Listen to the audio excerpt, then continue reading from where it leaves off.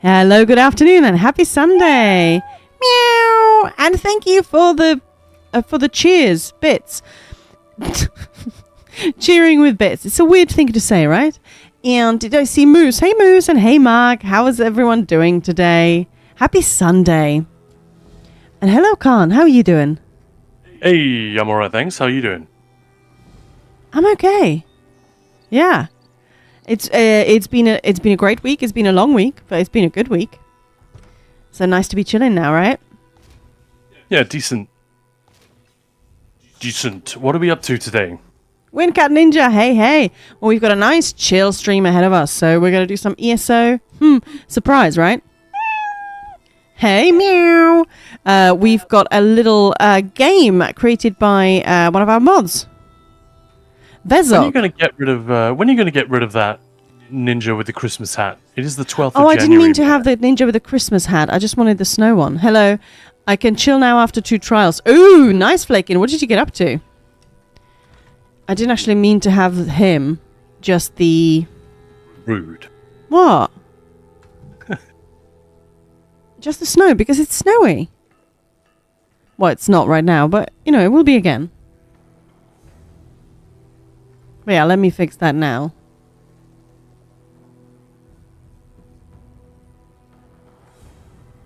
Where's the Christmas ninja? Oh, there he is. I hope that fixed it. I think it fixed it. Yay, there he is. Sunny is Deva's master. That emote is amazing, right? So cute. Scaredy kitty. Actually, it's not a scared kitty. It's a scary kitty. Sunny's Edge and Loose and Citadel. Nice. Currently cooking. Okay. Something with spaghetti. Good sauce. Oh, okay. I get that. Yep. Does master, yeah. Maybe Khan is familiar with the recipe. We got snow, then a flash of thaw, and then bam, -10. So now the whole outside is ice. Oh, I love that. Yeah, that's really nice. But yeah, so we've got a little tier list to combine with all the guars in the game and see which one's the guarist. And then we've got a very interesting lore segment today with an idiot's guide to Dwemer machines. How fun is that? Yeah, it's going to be good. Yeah, I think so. And then we've got a little pile of shame. Oh, what's that going to be? Doom. Ooh. Well, now that we know that the Xbox showcase will have something on the new Doom. I mean, it was pretty much guaranteed, but now it is literally guaranteed. Because they've announced it. Yep, exactly. We already know stuff from QuakeCon. They revealed a little bit. It was just sunny this weekend. Ooh, freezing. Yeah, it was really cold yesterday. It's not as cold today. Yeah. Dwemer stuff is fun. My Arcanist is a Dwemer scholar. Ooh, nice. And Dwemer stuff is really cool. Yeah. We've got to talk a little bit about the stream. Again. Because, you know, we were going to stream, we were going to co-stream the reveal just a few days ago, but then our internet was super crap that day. Yeah. So we just gave up. But there is quite a lot to talk about, and there's going to be more revealed tomorrow when the patch notes go up. Yes, tomorrow. Khan will, as always, have his summary. We'll see how long this one is. We're usually anything between 3, 5, 10 minutes, depending on how big the notes are. But yeah. Yeah, we're planning 2, possibly 3 videos about the new patch. Because there's just going to be a lot to talk about, I think. New dungeons, obviously, all the new sets and combat changes, yada yada yada, the usual update stuff. But also, it is the last quote-unquote update, you know, capital U, of the game as we have known it. Yeah, so I'd imagine they will sort of let us know something about what's coming. I don't know. We'll see. And it's our first chance to, you know, beyond Matt Farrell's letter, just a couple of weeks ago, crazy, a few weeks back. Beyond that, it is our first glimpse at what to expect later this year. Wild Saber, Ninja. So it's Ninja Pulse is the channel, but I'm Maya, and that's Khan, the other dude. Khan, hello. Hello, The other dude. The other dude. That came out weird. What the hell was that? But that sounds really weird. It's talking about Throne and Liberty. I've never played the game, but it's so if a PvP winner of a local area can have the right to prohibit crafting in that area, which screws over new players because they can't complete the tutorial, like crafting quests. That's weird. Seriously? That seems like a very odd choice for that. That seems really weird. And also, I love how it's encouraging people being assholes. Yeah, well, Amazon, it's an Amazon game, isn't it? So they are, as they tried with New World, they're really trying to mess with new ways of doing things. Yeah, Wingcat Ninja, obviously, as content creators, yeah, we've been pretty religiously reading patch notes. We're on PT, as always, testing things as well. And making videos about it. So yeah, but you're absolutely right. It's kind of amazing, and not all definitely not all content creators read them. Like you see, oh, this is the best build, updated for this patch. You look at it like, yeah, that thing was changed like three passives ago. Yeah, three passives, 3 patches ago. So yeah, people don't read. There's a lot, I suppose. My other dude, Khan, the other dude. I know. Most players don't read the patch notes, though, but the sensible ones at least will find a YouTube video or an article on the website which breaks down some of the more important changes. I feel like ZOS don't always do a great job of encapsulating what's important in a new update in their website articles. They will, features and things like that, but combat changes, they tend not to go there. And I don't know if they're just worried about getting into any discussion about what is meta or the meta is shifting. They just don't want to go there because certain players are allergic to all that kind of terminology and anything that approaches it. But I think if you genuinely play ESO and you don't just sort of bimble around doing story, which is fine, but if you play the group content, then yeah, you should be at least vaguely aware of what is changing in every patch. Not by reading the patch notes, because that could take forever. No way. But at least going to... Hey, we'll be going through them live on stream as well. Or someone else who has a good sense of what's what and can react to them and sort of, summarize it. But yeah, we'll be live going through those tomorrow, and there will be a video as summary as well. Not just a VOD, but an actual, edited proper video. So you won't have to, listen through 2 hours of us going, Oh. Yep. Hey, Council, how's it going? Yeah, the green champion points sounds great, the crafting ones, because I'm always like, this character shooter just decon a load of cool stuff. But they don't have those slotted. Wingcat Ninja, I enjoy reading them for 2 reasons. One, stay updated, yep.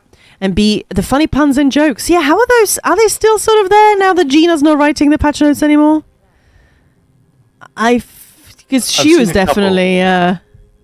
Yeah. I've seen a couple, since Gina delegated that responsibility. That's not what happened, but let's just. I feel like there are definitely less though, right? Fewer. Yeah. I don't know. Yeah, probably. Yeah. I like reading patch notes to see what PC thinks they forgot to leave in for the console notes. Oh, really, Moose? Okay. That's unfortunate. Oh, you're getting all of this. Oh, actually, you're not.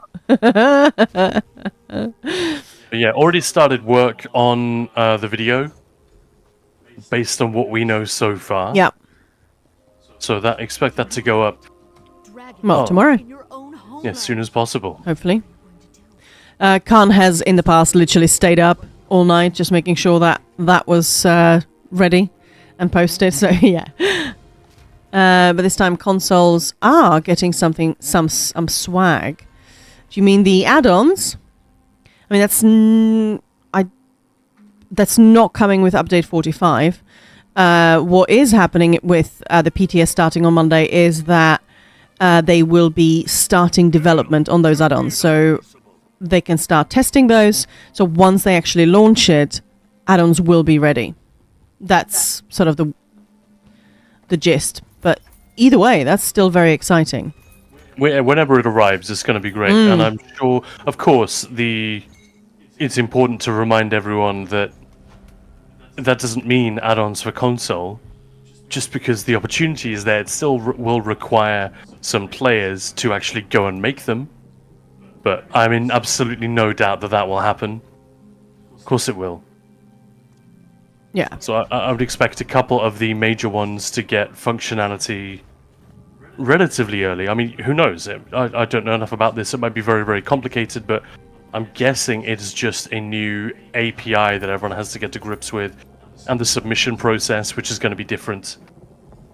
Provided all that works,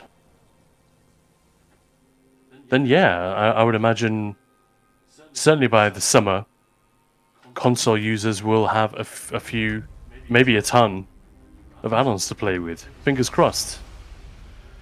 That would be pretty cool, yeah. There's a loading... Sorry, I was just going to say very quickly on that, I have seen a couple of people be skeptical as to what the consoles will be able to handle, because the whole point of a console is not to do things like this, is to run a pre-packaged game which utilizes all of the power available of that system, and with very little wiggle room left over. That's sort of the whole point, is that it's not bespoke like PC, it is just plug and play. Yeah. So, yeah, they're saying that the overhead for additional functionality via add-ons, it might be quite limited, but they're hoping they're wrong. And I've no idea. They're sort of cautious about it. Sorry, you were saying there was a load screen. Musa, there's also a load screen tip on console that tells us to do something by pressing unbound. Oops. Yeah, look, unlook. Welcome back, Devil's Master. Oh, I should add that. Unlook. I like that. That is what Jess said, I think, that they were providing API to add-on creators. Yeah, that's exactly what they're doing. They're just making that available so people can start mucking around with it, see what's possible, see how difficult it is, provide feedback, and hopefully get some stuff in the pipeline so that when add-ons go live, there'll be a few ready to go. I was a little bit disheartened to see like a bunch of people immediately going, "Oh, minimap, it's just what I've always waited for," and just thinking, no, don't do it. It's just a massive resource hog, and it's a completely pointless thing when you already have a map that you can just access by quickly tapping the map button, toggling it on and off as you go. I mean, there is no lurk or non-lurk mode. It's just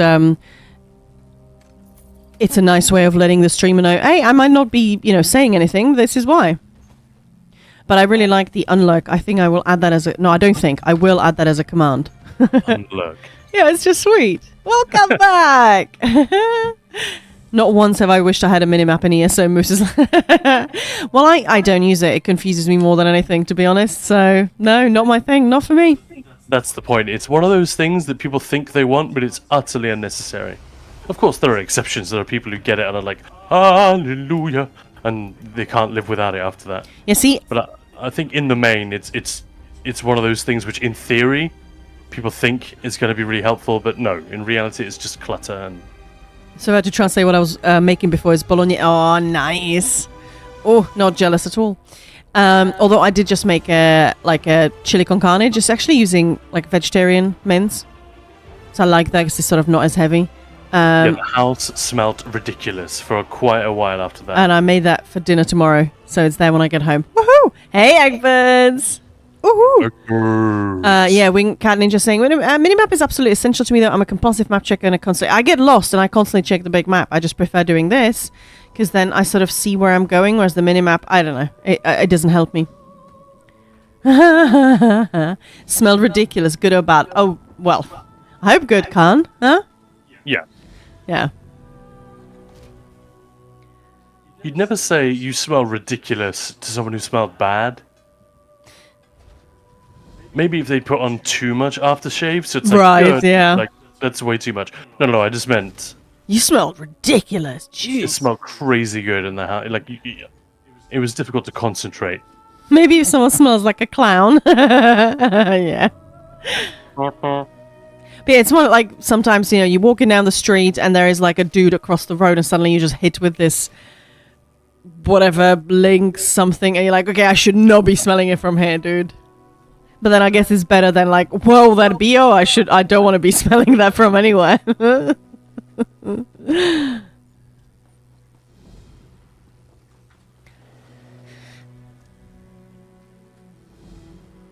I made bolognese sauce with a meat substitute product once, and not a single person was able to tell the difference. No, it's I do that a lot.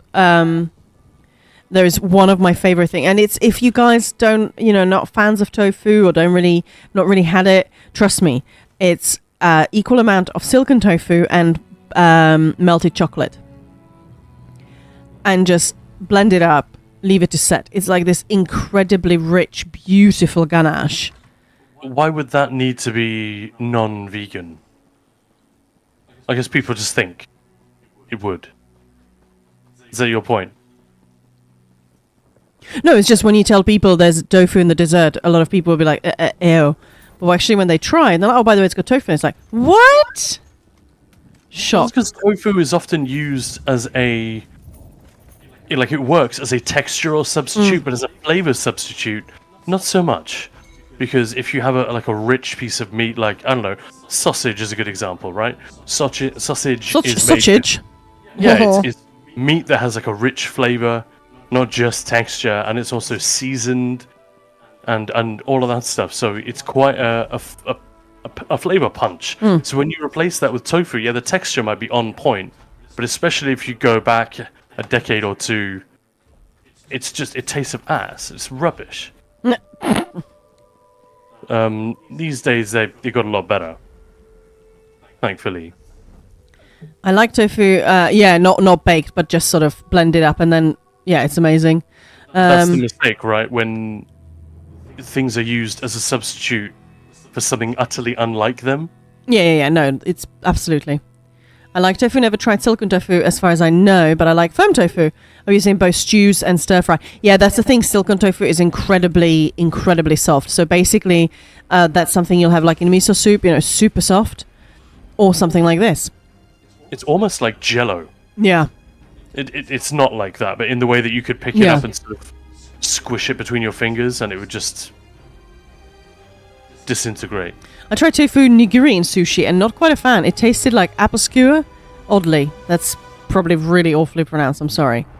No, that's good. And well, if it's not prepared properly, everything will just be, horrible. I tried vegetarian burger once 10 years ago, never trying a substitute again. Yeah, well, that's the thing. It's it depends what it was made with and how it was made, because you can screw up anything, right? Like if you have this beautiful cut of whatever it is, beef, nice steak, but somebody just cooks it super badly, then it's going to be horrible. Doesn't matter how much you love your steak, it's still going to be horrible. Imagine two people try steak for the first time. One of them has a perfectly cooked chunk of ribeye, so it's browned on the outside, the fat is all rendered and gone into the meat, and it tastes wonderful. It's nice and soft, but not too raw. The other person tries a burned piece of rump steak. Oh, thanks, Devil's Master. Full of gristle and just burned and dry, and they're both going to have wildly different experiences, but they both tried beef once. Yeah. So, when asked, what's it like? They'll have completely different things. Different comments about the same thing. So hard to be objective based on one. But I think a lot of people have had that experience with a vegetarian sausage or burger or something. I certainly have when I was a kid, and someone gave me a veggie burger off the barbecue by accident, and I just came back with it immediately. Like, the fuck is this? But that's I just sort of processed it in my mind. That's a weird tasting sushi. We had a hot pot for New Year's Eve and added silken tofu that tasted amazing. Yeah, well, that's the thing. It soaks up all the flavors. It's really good, but you just need to know what you're doing with it. How are we talking about food again? Oh, because we are, yeah. I was AFK for a bit to check the pot and heard my name when coming back.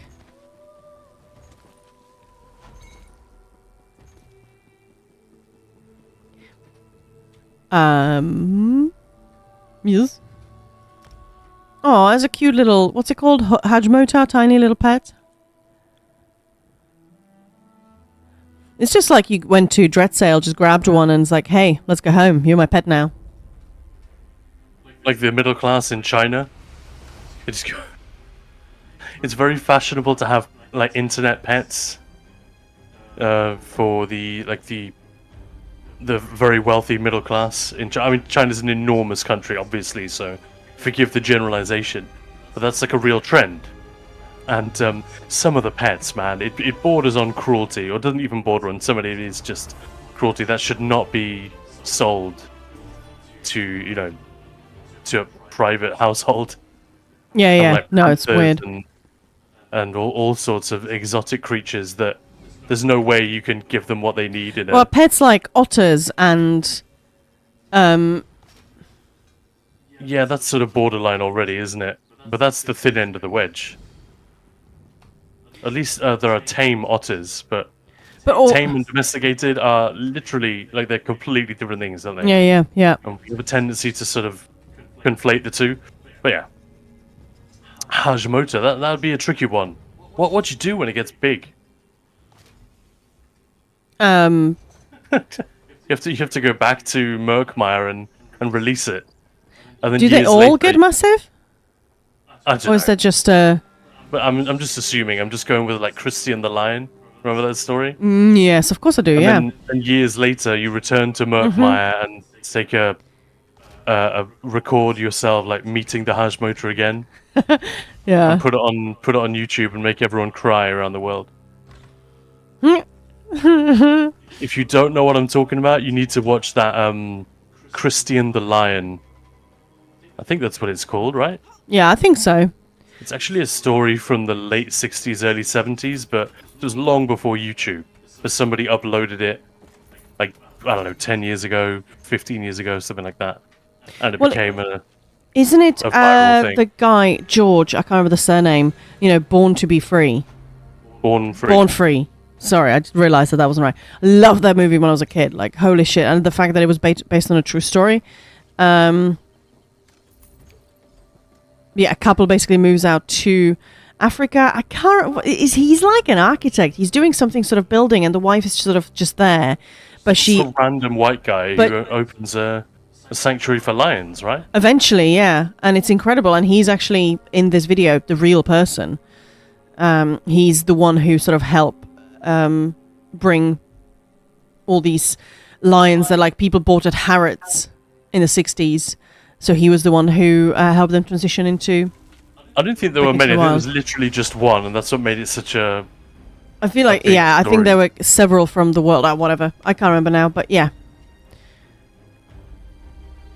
Very much against keeping wildlife as pets. Yeah, it's... Yeah. It's like the worst thing. It's like a cartoonishly... it's like a cartoonish form of human ignorance, isn't it? I did have a friend who... she had wild birds, but in a way she just... Because she helped, I think one of them was injured. And like its sibling or whatever, they just stayed. But the windows and stuff was always open. They just came back and they would just hang out. So she didn't own them, but it was funny. They just kept coming back. Yeah, well, offering shelter to an injured animal or like a duckling separated from its mother or what... That's clearly different from, buying with money an animal that's been snatched from the wild. Yeah. Probably from its parents when it's an infant. Yeah. But hey ho. Anyway. Yeah, we're in danger of getting high horsey about it, but I think we all know bullshit when we see it. Yes. So yeah, Hajimota pets. Immoral. Yeah. That's the point of that story. I can't have an orca in my apartment. Well, moose, they do require water, and they are quite big. So, well, they can be tamed for sure. Like we know that. But then, yeah, they also need a lot of space. So I guess it depends. Yeah, I've seen some stories like that. The bird, one that comes in mind is a guy that helped a squirrel with a broken leg, and then became his friends and had a little pet door so it could go in and out of his house at will. That's pretty cool. There's that horrendous story last year, wasn't there? of the couple who did they rescue that squirrel? Or was it- Yeah, squirrel and something else. I want to say it was but then some of their raccoon? neighbors reported it as vermin. So they raided their house authorities- and just put them Yeah, down. the authorities in New York State like broke through the door, took the squirrel away, and killed it, which is like the weirdest. I feel like that's the kind of story that turns people into Republicans in the U.S. because they're like, "What the fuck is the government doing? Why do you care Yeah, about this?" people just kept talking. Well, the guy used the animal to like promote his social media. It's like, what?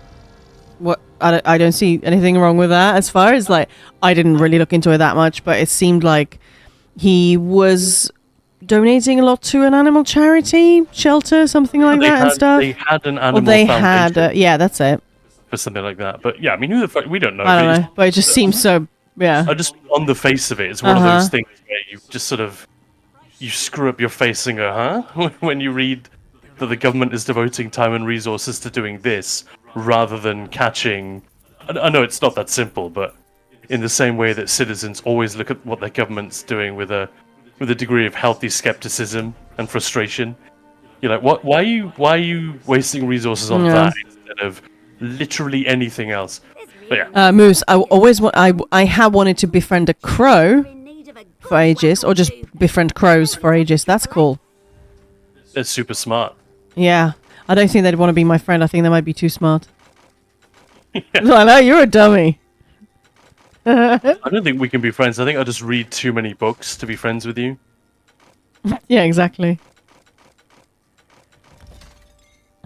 I remember seeing someone say that. I think it was on Facebook.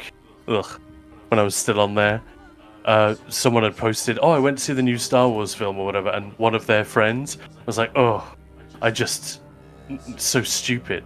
Oh no, come on, it's fun. Maybe I've just seen too many films, but I can't enjoy this. And I was like, that is the most wanky way of saying you don't like something. You know what I mean? It's a real uppity take. Oh, yeah. One of my favorite this was back, was it about Avatar? I think it was about Avatar, the first one, so many moons ago. But someone I knew, she's like, "Oh, no, don't like the movie. No, I won't watch it." I was like, "Hang on, you don't like it, but you haven't seen it?" No, I won't watch it. Because my boyfriend told me that it's crap. Oh, it's horrible, it's crap. So, Has he what seen did he think about it? Oh, he hasn't seen it. What kind of conversation are we having here?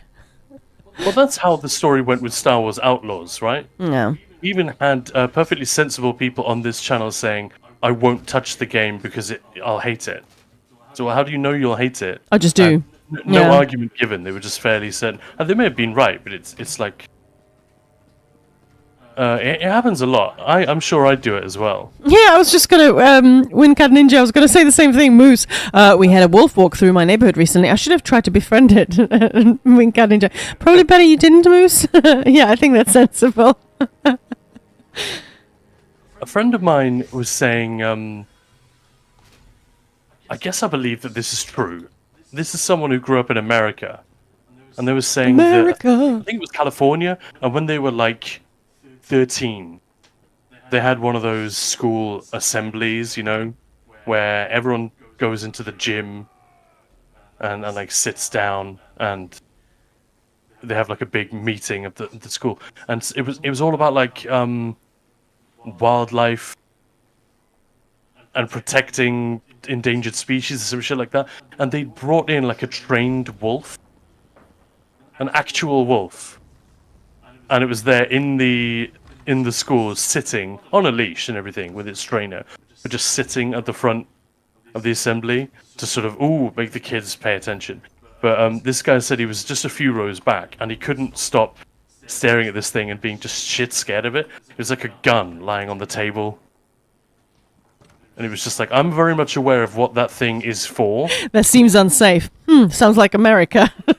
Yeah. That is kind of crazy, though, yeah. Yeah, and the sort of argument was that his point was just that these things are terrifying. A bit like that time we met Diesel, the giant Rottweiler. I'd never seen a dog like it except in movies. When like a really, really crazy looking, it's usually a Doberman is pictured in the movies as like a guard dog. Yep. And they're all barking. So Dobermans are actually lovely and sweet, and they don't look like that naturally. They just have their ears pinned back and their tails chopped off to make them look scary and more like a wolf rather than sweet, like Labrador-looking things that they are. Or they're just, Labradors with very, very short fur, jet black, and like with crazy muscle tone. So, but yeah, we'd never seen a dog like that before, and I'm not frightened of dogs. When I was a kid, my granny had some dogs that were super barky and loud and annoying, and so I went through a phase from like 4 to 5 of not really being into dogs at all. I tried to stay away from them. Like, I don't want to talk to you, because I was sick of being this noise. It was so loud, it would make you blink when you were in the room with them, and they would just never shut up. So that was a bit annoying. But yeah, meeting this giant Rottweiler who couldn't be let out of his cage while we were there. He had this giant, prison cell-sized cage to himself, and they would let him out at night to guard the farm where they lived and worked. But yeah, this is where we bought our dogs, and the thing was just terrifying. And it just transported me back to being a little kid. Being scared of dogs, yeah. Yeah. Oh, yeah. docking of ears and tail on dogs was banned in Sweden many years ago. That's cool. Yeah, I think it's I think it still happens here. Yeah, I'm fairly certain it does. Yeah. I think it's sort of I think it's getting harder and harder to get away with it. It may in fact be illegal, but just it's one of those things that doesn't get enforced or is difficult to enforce. I don't know. Because what are you going to do? You're going to put the dog down. Yeah. It's had this done to it. I can tell you from experience, though, a Doberman tail is like a bone whip. When they're happy, happened to stand next to one that was very, very happy. And the tail kept whipping my legs. Oh, yeah. It's illegal in the UK since 2006, Raheen is saying. Okay, well, the workaround people do is import from some Eastern European locations. Oh, okay, that's why I would have seen one. Okay. Definitely see them is what I was going to say. But I probably see... Are you sure it was the tail? Gross. I probably see... I feel like I see half and half. When it comes to Dobermans, you see a lot more with the long waggly tail and the cute ears. And ultimately that's the reason why they used to do it. Because its effectiveness as a guard dog has got nothing to do with that. The ears and tail, pin, but its effectiveness as a visual deterrent is undeniably strengthened by that silhouette. It just looks more frightening. It looks like something from a horror film. Yeah, not illegal to own, but illegal to conduct the act. Yeah, it's sad because Doberman are literally the suppiest dogs ever. Absolute Velcro dogs. Yeah, agreed. We almost got one. Yeah. We were thinking of getting a Doberman bitch for a second dog, and we were just sort of waiting for a relatively local breeder for one to come up. But buying pedigree dogs is always a bit of a crapshoot because, again, it's hard to enforce, but because there's so much money in selling a pedigree animal, yeah, a lot of people take shortcuts, which is detrimental to the health of the animals, and yada, yada, yada, yada. But in the end, the breeder that we got our first dog from had this litter, and of course, she tweeted it, and we were just... No, she didn't. I just happened to sort of, hey, how's it going? We were thinking of another one when you have a litter. Oh, funny, I'm going to have a litter in 4 days, or whatever it was. Ah, shit. Yeah. Yeah. Oh, let's just go and check them out. Let's see how... Yeah. That was amazing. I'll never forget that day because we brought our current dog, Travis, to check out the new puppies and see if they formed any sort of attachment. He wasn't really into it. Like all of these tiny chocolate Labradors, like milling around his feet. Of course, they recognized his silhouette because he looked a lot like their mummy, who was right there. And yeah, that was something to see. He was just like, he was a little bit like a teenager surrounded by babies. It's like, get me out of here. Yeah, he was really good. And the lady who owns the farm, she actually said he's really good. Normally they like start snapping, but he's just sort of little growl just to let them know, okay, you chill the fuck out a little bit here. Yeah, also gently backing away from by the them. way, that thing between my legs, that's not your mum's teats. So yeah. But other than that, she was like, he's really good. He's just very patient with them. So Craziest thing, this farm, she had loads of dogs. I think she also looked after dogs for some of her contacts, and there were dogs that were there to breed. So dogs that she didn't own, but that were... yeah. You make a deal with someone who's got a dog, and she owned the bitches and would then raise and sell the litters. But basically, she had like a row of, what would you say, 10, 12? Maybe more. Yeah, at least, yeah. Large kennels. It was beautifully done. They had this really fucking awesome setup. They bred race horses as well. That was the other thing that they did. I think that's sort of the husband's business, whereas hers was, his side, was hers the gun dogs, so mostly spaniels and Labradors. But she had so many dogs out there. Some of them like multiple ones in one pen, but some of them were just in there by themselves, and they'd all go out for walks in groups or separately. And when we parked the car, opened up the boot, and got our dog out and put him on the lead, one of the dogs in this in the line of kennels started woofing, and then that woof turned into a long howl, and literally every dog in the place then sat down or stood up and started howling like a wolf pack. I've never seen anything like even it. the owner said, I've never heard that. I was like, what the fuck is happening? It was so cool. Yeah. But like really uncanny in a strange way. Yep. There's something primal and a little bit unsettling about it, but beautiful. I wished I'd had the sense to turn my phone on and record it. I'll never forget that. Rain Gaming. Yeah, I couldn't convince my partner to get a Doberman. She just couldn't break the stereotype in her mind. Yeah, I get that. Especially if people are talking about having kids. I think that I obviously don't know your situation. I'm not even trying to imply anything here, but I've heard a lot of sort of when we were in our 20s, people were saying, well, when we have a family, I don't know. And it's just right there, right? But hey, so we ended up with a Labrador. That's the same thing we did. We just went back and got the same thing. He's 6 months old now, and I wouldn't trade him for the world. Oh, they're so cute. Hey, we've got dog facts on Twitch channel. Didn't know that. Most dogs have 42 teeth. Ooh. I've known a couple of Rottweilers as well, and they are such teddy bears. Yeah. Yeah, exactly. Lewis, hang on. Can't. She owned bitches. How gangster. Bon appetit, Devil's Master. She was pretty fucking gangster, I'll give you that. So she was there. I don't know if you can picture like... Hey, thanks so much for the cheers. Thank you, Wingcat Ninja. I don't know if you can picture the quintessential British country lady, but dressed in a lot of racing green. You know, that dark green that Jaguar sports cars often come in. So she had the big wellies. She had like not jodhpurs, but like riding trousers, that thick fabric. But of course, super tight. Super tight clothes, and she was in great shape. But take the clothes that you'd normally think of this dowdy sort of Helen Mirren type character and put them on this, super made up, really extremely well put together, camera ready, blonde chick.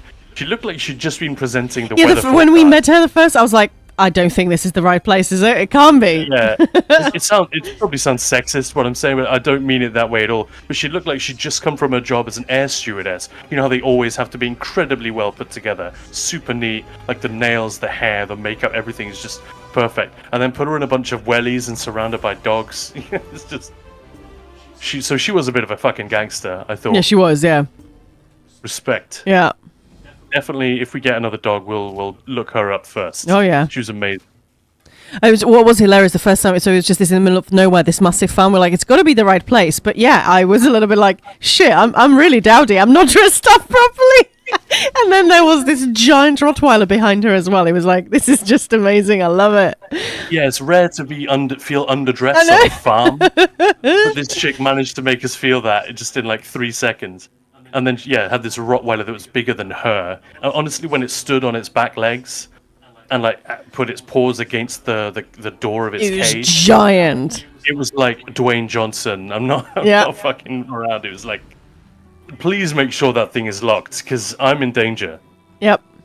I'm pretty sure it was trained to take. Well, yeah, because she said she's has quite a few kids. A lot of them certainly then were very young, and her husband traveled for work as well a lot. So she was like, I have to have something here, and I don't really want a ton of guns because I don't think that would really go down very well. So I just want this beast patrolling, and yeah.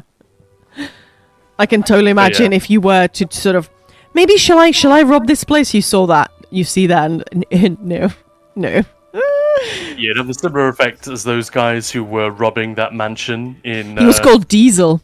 Yeah, Diesel. Yeah, because Rain is saying probably Thor or Brutus, though that's a good one. I thought Diesel was, was pretty solid.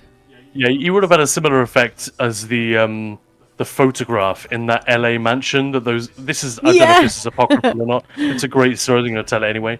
These two guys were robbing a very nice fancy house overlooking LA up in the hills, up in the Hollywood Hills, I guess. And was there an elderly lady at home? I can't quite remember, but yeah. You know, one of them watched her and said, "Just don't move, ma'am. We're just going to grab a few valuables." And then they saw a picture of Dolph Lundgren on the mantelpiece with her, and they were like, "Hang on, is this what? What's this doing here? It's his house. He's my son-in-law." And they just put everything back and left. I want this so to be true. Yeah, because they were like, "Right, we saw Rocky. We're not going to rob this guy. That would suck." Man, I needed to eat some warm dinner. Yeah, Devil's Master and Wink at Ninja saying, yeah, hot meal really does wonders. Yeah, sometimes you could just have a sandwich or just something really quick, but you know what? No, you just want a bowl of something nice, comforting, hot. Yeah. This time of year, hell yeah. Yeah. That's why it's sort of crazy that so many people try and go on some crazy diets and detoxes in January, because you need that comfort. It's the worst time of year to do it. Yeah. Home cooked meals the best. Oh yeah. Spring is the time for that. Yeah, for sure. It feels more natural because it's everything's warming up, flowers, all of that is coming in. It's just everything feels. Produce available that tastes good. Exactly. Is much healthier. Yep. Yeah, man. We got it all wrong. We should start the new year in March. Yeah, just keep drinking till then and then do the other thing. Yeah, that sounds great. My cat is trying to convince me that it's dinner time. Oh, Ted does that all the time, all day long, basically. But too bad for her. She's about an hour and a half too early. That's what Ted does, yeah. So I'm just like, buddy, it's 5. You get fed at 7, so no. I'm not stupid. I can tell the time. Detox always seemed weird to me. That's what your body does it on its own. Absolutely stop putting weird shit into it in the first place. Yeah. That's the thing, like, for me, what I totally am on board with, if you've overdone it, or just, you had a good time. Why would I say overdone it? You had a good time at Christmas, you indulge, cool, then just give it a week or two of sort of gentler, less crazy foods, all of that kind of stuff, just to give the body a little time to just do its thing, right? What's detox? I have a great life hack for detoxing. One simple step, just have a liver. Yeah, exactly. Yeah, exactly. That's exactly it. So technically, it's a complete bullshit word, isn't it? Like, it just doesn't match it also up with implies any that process, any anatomical process that is actually identified by science. However, this is sort of a criticism and a defense. It is a great buzzword. I can see why people use it, even though they know it's a load of toilet from start to finish. But also there are people who use it to spout pseudoscientific nonsense in order to sell snake oil. Yeah. Yeah, so... Yeah, the amount of products that sort of promise to detoxify, whatever, implying that you're obviously full of toxins. No, you just... Yeah, it's just silly. I remember you were given some pads that were supposed to be put inside your socks, like against the sole of your foot at night. Was it your mum that gave us these? Well, who else would it have been? Yeah, of course it was. So Maya's mum loves she's very susceptible to sort of no Eastern spiritualism. I mean, she's a yoga master, all this stuff. So legit stuff, and interesting stuff, as well as some that is just baloney.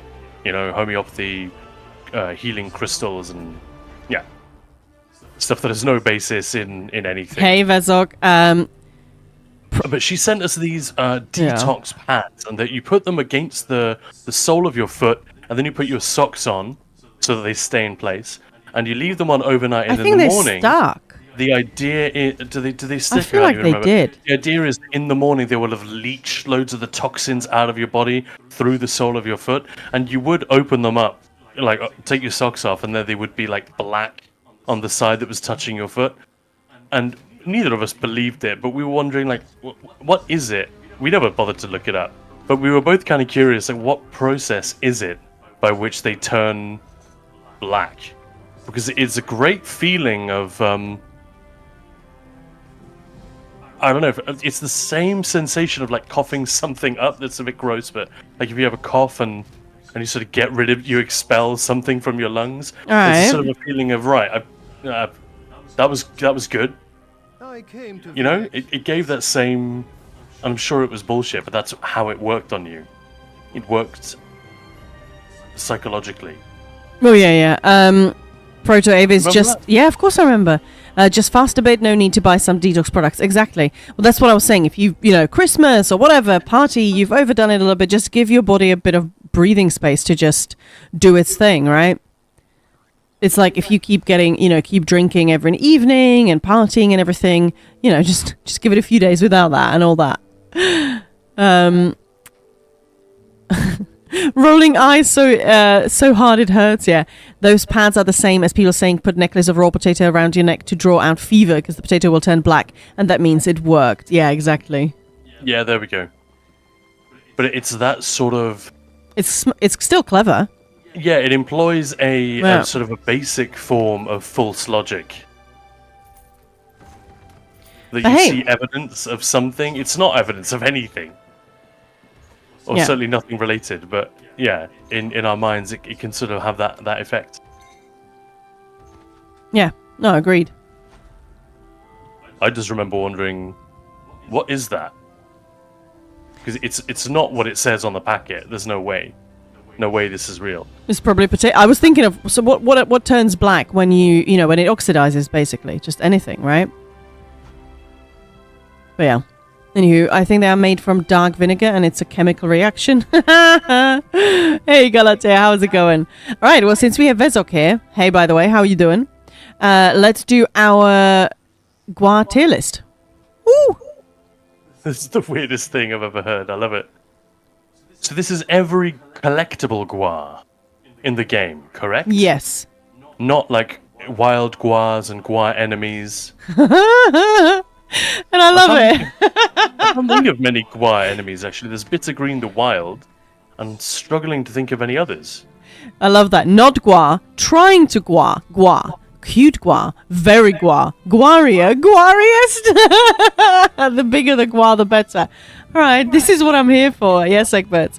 I guess it's like Bragg type of vinegar. Yeah. Count Swagula. All right, let's go. Okay, so we've got first this little eggy thing. I mean, it's this one. I'm sorry, but I'm going to go with trying to Gua. Because, it's not quite out there yet. What is this thing, by the way? What the hell is this thing?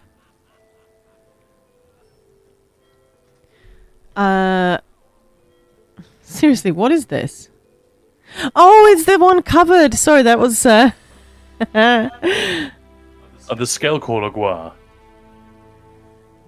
I feel like that has to go a little higher, because that is taking Gua where no Gua has Gua'd before. Oh my god, this is getting silly. Into the frosty climes. So, shall we go with Very Gua? I think that's Very Gua. Very Gua. All right, let's go Very Gua. And then there are some... Look at all these lovely mounts. I mean, all of these are very, very Gua-like, right? Are we going to go through them in order, or are you just going to pick out one? Are you going to do it by, like, process of elimination? No, I'm just going to go down the thing. Okay. So... The Meow Cat is covering part of it.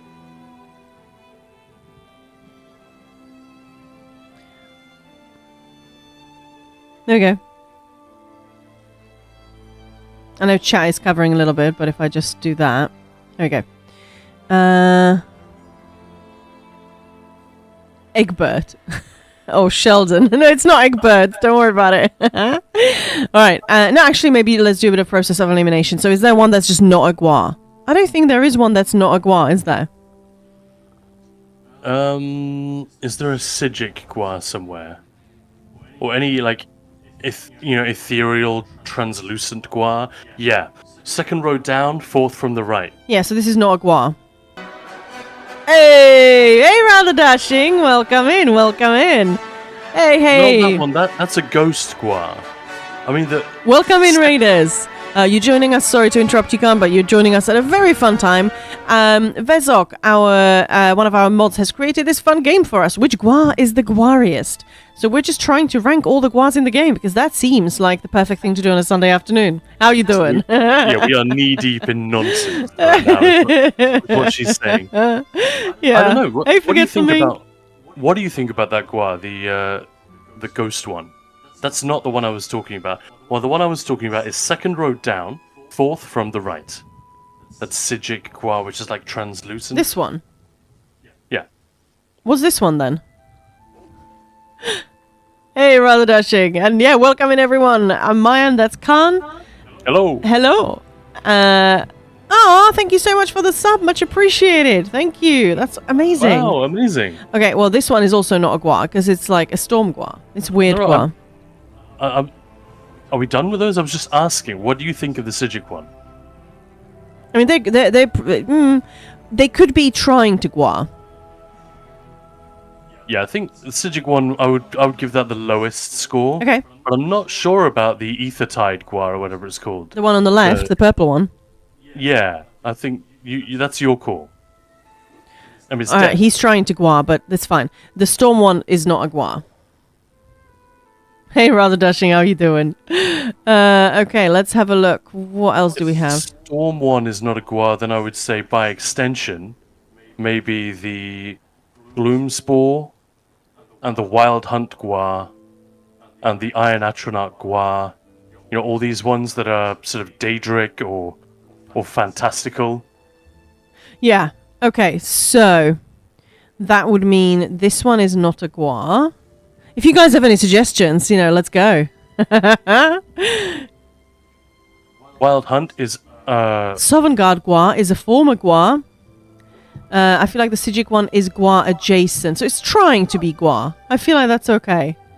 I need to lurk a little bit as I need some food. Bon appetit! And thank you so much for the raid. But that, whatever. I think since the category not gua exists, we can dump all of the Daedric stuff in there. No, you go there.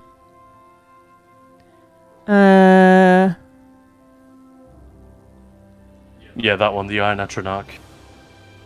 Yeah, saying that one that's probably delayed. So yeah, that's not. The Iron Atro is already there. Oh, the Iron Atro. I saw that somewhere. There we go. Whatever that is. That's Flame Atronach, Iron Atronach. Yeah, I can't see it. Black with red bits. Second row down, fifth from the left. Oh, there it is. I knew it was somewhere. I just didn't see it. Blind. The Fire Atro gua also not a gua. Again, Yeah. Maya, you're not, What? I'm literally telling you where it is. Second row down, fifth from the left. Yeah, I got it. There we go. Right, now, do all of these belong there? Or do some of them deserve a bump up? This one's What do you dead. Yeah, so what do we think about the not gua? Any of them are trying to be, they're trying to be gua. I don't know. I feel like they're not. Aren't these just two the same? Or is it a pet and a mound? Yeah, exactly. Hashtag gua not gua. Sijic is trying. Yeah, go on then. Yeah, it's more gua than these others. I think maybe the Wild Hunt one could get a free pass, but I don't know why. Which one is that? That's the wooden one. this with the one, isn't green it? Yeah. eyes. No. These screenshots are great, by the way. None look very gua. Yeah, this is amazing, Vezog. This is so cool. All right, so I think we'll leave that for now. Is there any that are trying to be like? Is this the one we got from? Some hang on. This one is trying to gua. That's a little trust would be appreciated, gua. A little gua would be appreciated. That's what we've got to call it. A little gua would be appreciated. Well, should that be the guariest? The Wild Hunt gua one is a gua in a hat. What about this thing? Whatever that is, the golden gua. Meridian gua. Is that trying to gua or is it not a gua? I think it's definitely a gua, but it's got like armor and shit going on. So let's go gua. And maybe a level up from that, I don't know.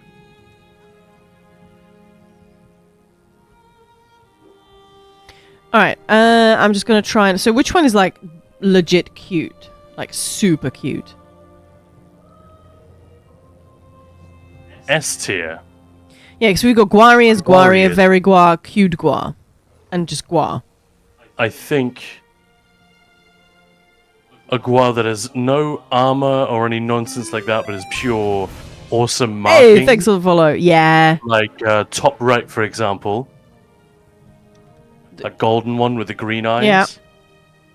I think that deserves something close to a top spot. Which one? I think this one is cute. I think this one's cute because it's got a cute hat. I think this one is cute. Yeah. Yeah, the ones that are like definite guas but with cool accoutrements deserve some cred. Well, this is Like this is a gua. This is a gua. Like the Meridian gua and the Stone Law gua, I think they can go with cute gua or higher. How about very gua? Oh, sorry. That's yeah. I really like this dude. This one here. Yes, that's the what's it called? Not ethereal. Skyfire Gua. Ooh.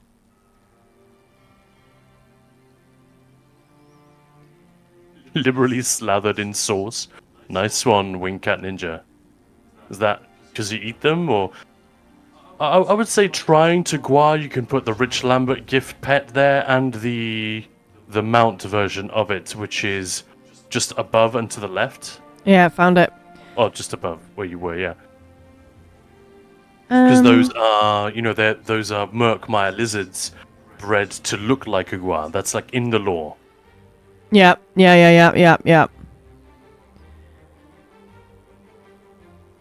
Okay. On the Southern Guard gua doesn't go any higher. The very Gua. I don't know. I mean, it's hiding itself, so that's kind of dumb.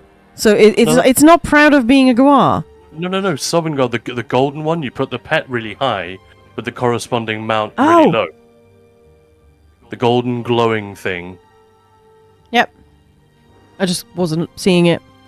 I think these dudes are pretty cool. They've got like cool That's a working gua. Here. This one's all these are very Gua. Yeah, see, the mount isn't so cute. It's more, Just give it a gua then. Yeah. Whatever. All right. These ones are... I mean, the little pets are just cute, right? There's something... I don't know. Something about them. Let's go there. We have nothing in the Guariest yet. Well, we will do. Got a few left. You guys are pretty Gua. Okay, what about the New Moon Gualet? That thing, yeah. Which one? The one that you just put up there, it's got like a spiky hat and green eyes. Yeah, I put them in very Gua. Okay. Or are they not quite Gua? No, I'm good with that. I'm good We've with got that. another Scale Caller Gua. Although you can't really see, it's fifth from the left on the top row. He looks cool. This dude. Oh, he's great. He's kind of terrifying, though. Gua are friends, not food. Oh, no. Alright, so we need to place a few more. So I think these are sort of... they look battle ready. These are... No, this one's definitely just Gua. I really want to Oh, say is it that. Dwemer Gua? I mean, you're not Gua. I really want to say that in an Australian accent. I am a nice shark. Fish are friends, not food. All right, a few more left. Let's go with this one with the Guariest. I think the Glowgill Guar personally should go a little higher. Which and that one? one that you just placed as well. Well, the one that you just placed with the blue glowing lines, but also the equivalent with the yellow, the bright yellow. I think these are pretty high tier. Yeah, but these are cute. It's not that it's... Yeah, it's in order of awesomeness. I think these are like the ultimate Guarage, because they don't need any armor or crazy saddles or anything like that to make them badass. They're just badass in and of themselves. I don't know, that's my argument. All right. Well, this one's got weird crap on it. They do look a little bit silly. You know, with a person on them, because they just don't quite... Yeah. Don't look quite right. It's better when you zoom in, because then we can really see what you're... Yeah, but I can't put it up. You can't... It doesn't scroll if you click and drag? I don't know. Haven't tried. Let's try. No. Ooh. Yeah, I've never made a tier list, so... Yeah. Alright, a few more. Alien Guar. That's sort of in the middle towards the right-hand side. What do you think of that one? Which one?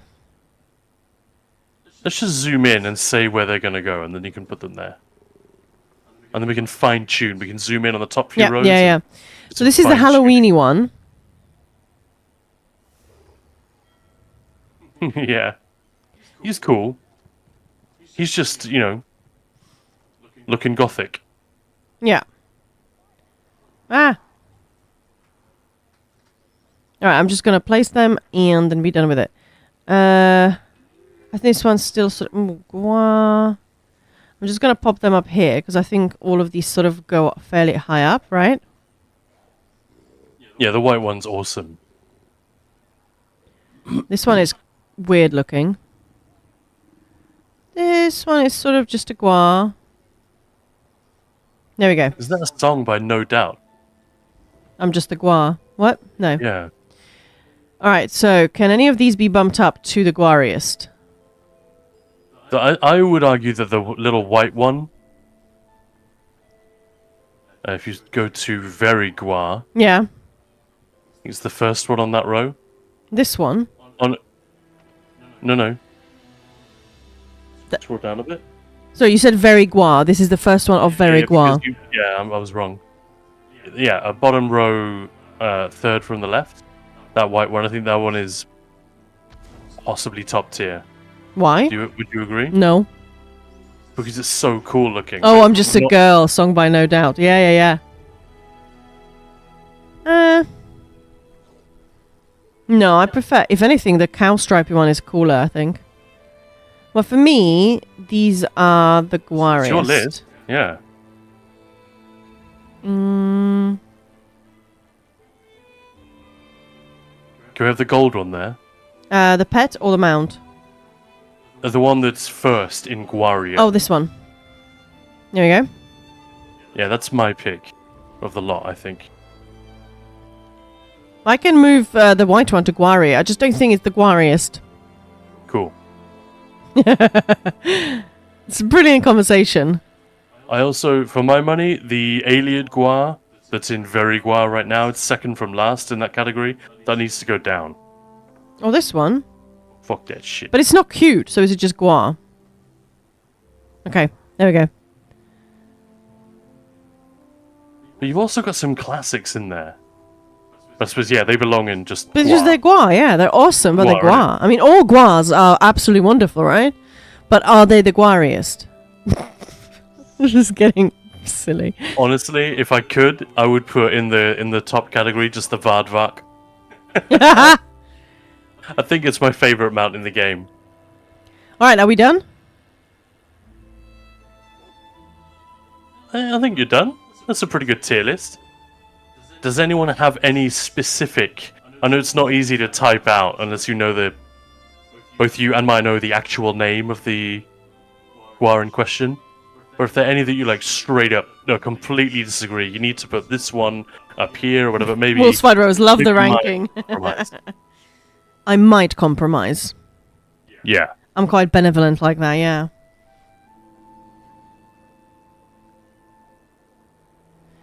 I think we're good. This is the weirdest game. I love it. And is this literally every Gua? I think so. That's I cool. think that's what Vezok was saying, yeah.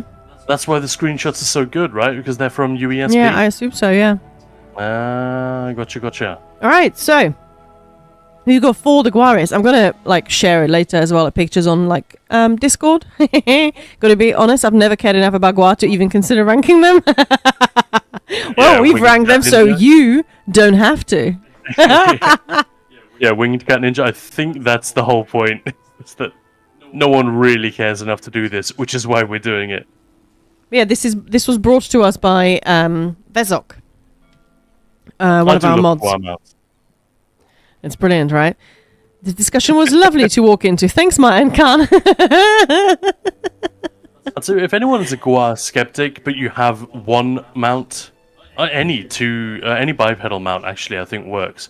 If you just mount it up on it, set it to walking speed, so caps lock. If that, I think it's unbound actually by default. But if you toggle run off, so that when you press forward you're just walking, and then you just spam jump while walking, then maybe you will see the error of your ways and will gain a new appreciation for all that is Gua. Yeah. Seriously, if you haven't done that, it's genuinely hilarious. To be fair, the one I'm very amused by, where is it? Was it that you can't called it? The little trust would be appreciated, Gua? A little Gua would be appreciated, yeah. If I were on like super matey terms with Rich Lambert, I think if there was ever sort of a big embarrassing moment for him or something, obviously I hope that never happens again, but if there were a moment like that, I would love to tweet that at him to say, hey, a little Gua would be appreciated. But yeah, I don't think I'd have the guts to say that.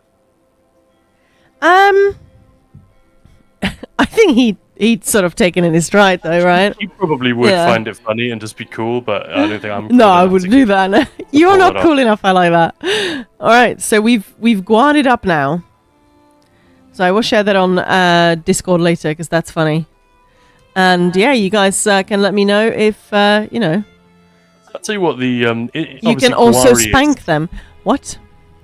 Guariest is obviously exactly the perfect Oh no. and very amusing label to give the top row the S tier. But Yeah. you could also have gone with Guardians of the Galaxy. You could, yeah, but you... I would have laughed at that. Yes, but when you sprint on a Gua, you spank their butt. Yeah? Wait, That's true. Isn't the bear the same? Yeah, you spank quite a few. Yeah, don't worry, no worries. I've released you from the auto-mod jail.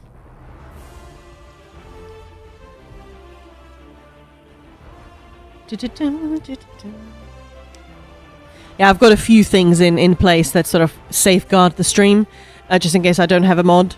It always pisses Sin off, because like, I like banning things and people if things go wrong. Of course he does, he's German. Jesus. Alright.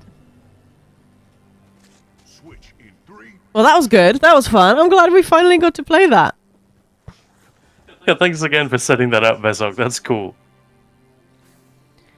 When you hear the spank noise, it's the sound of the sound designer person dude actually spanking himself. Oh. Oui. Oh, no. Moving on. Bold of you to assume the gender of the sound designer. Or the Foley artist, or whatever. Well, they're spanking something. It's not called Foley work in games, is it? Is it? I actually don't know. Does anybody know what the sound effect people are called in the games? I feel like it has different terms for everything. Like in radio, it's called one thing. In movies, it's called Foley. presumably after the surname of someone who was, an early influential pioneer in the... Oh, he said so on stream. Fair enough. Wait, was it? What is the question? No, we're just wondering. Foley artists, like in movies, what are they called in? In games. What are Games. they called in video games? The guys who sit like in The spanking anyone who dudes. played the first Witcher game. There's a really cool intro cinematic. It holds up even today, but like back then, it was really, really cool and kick-ass.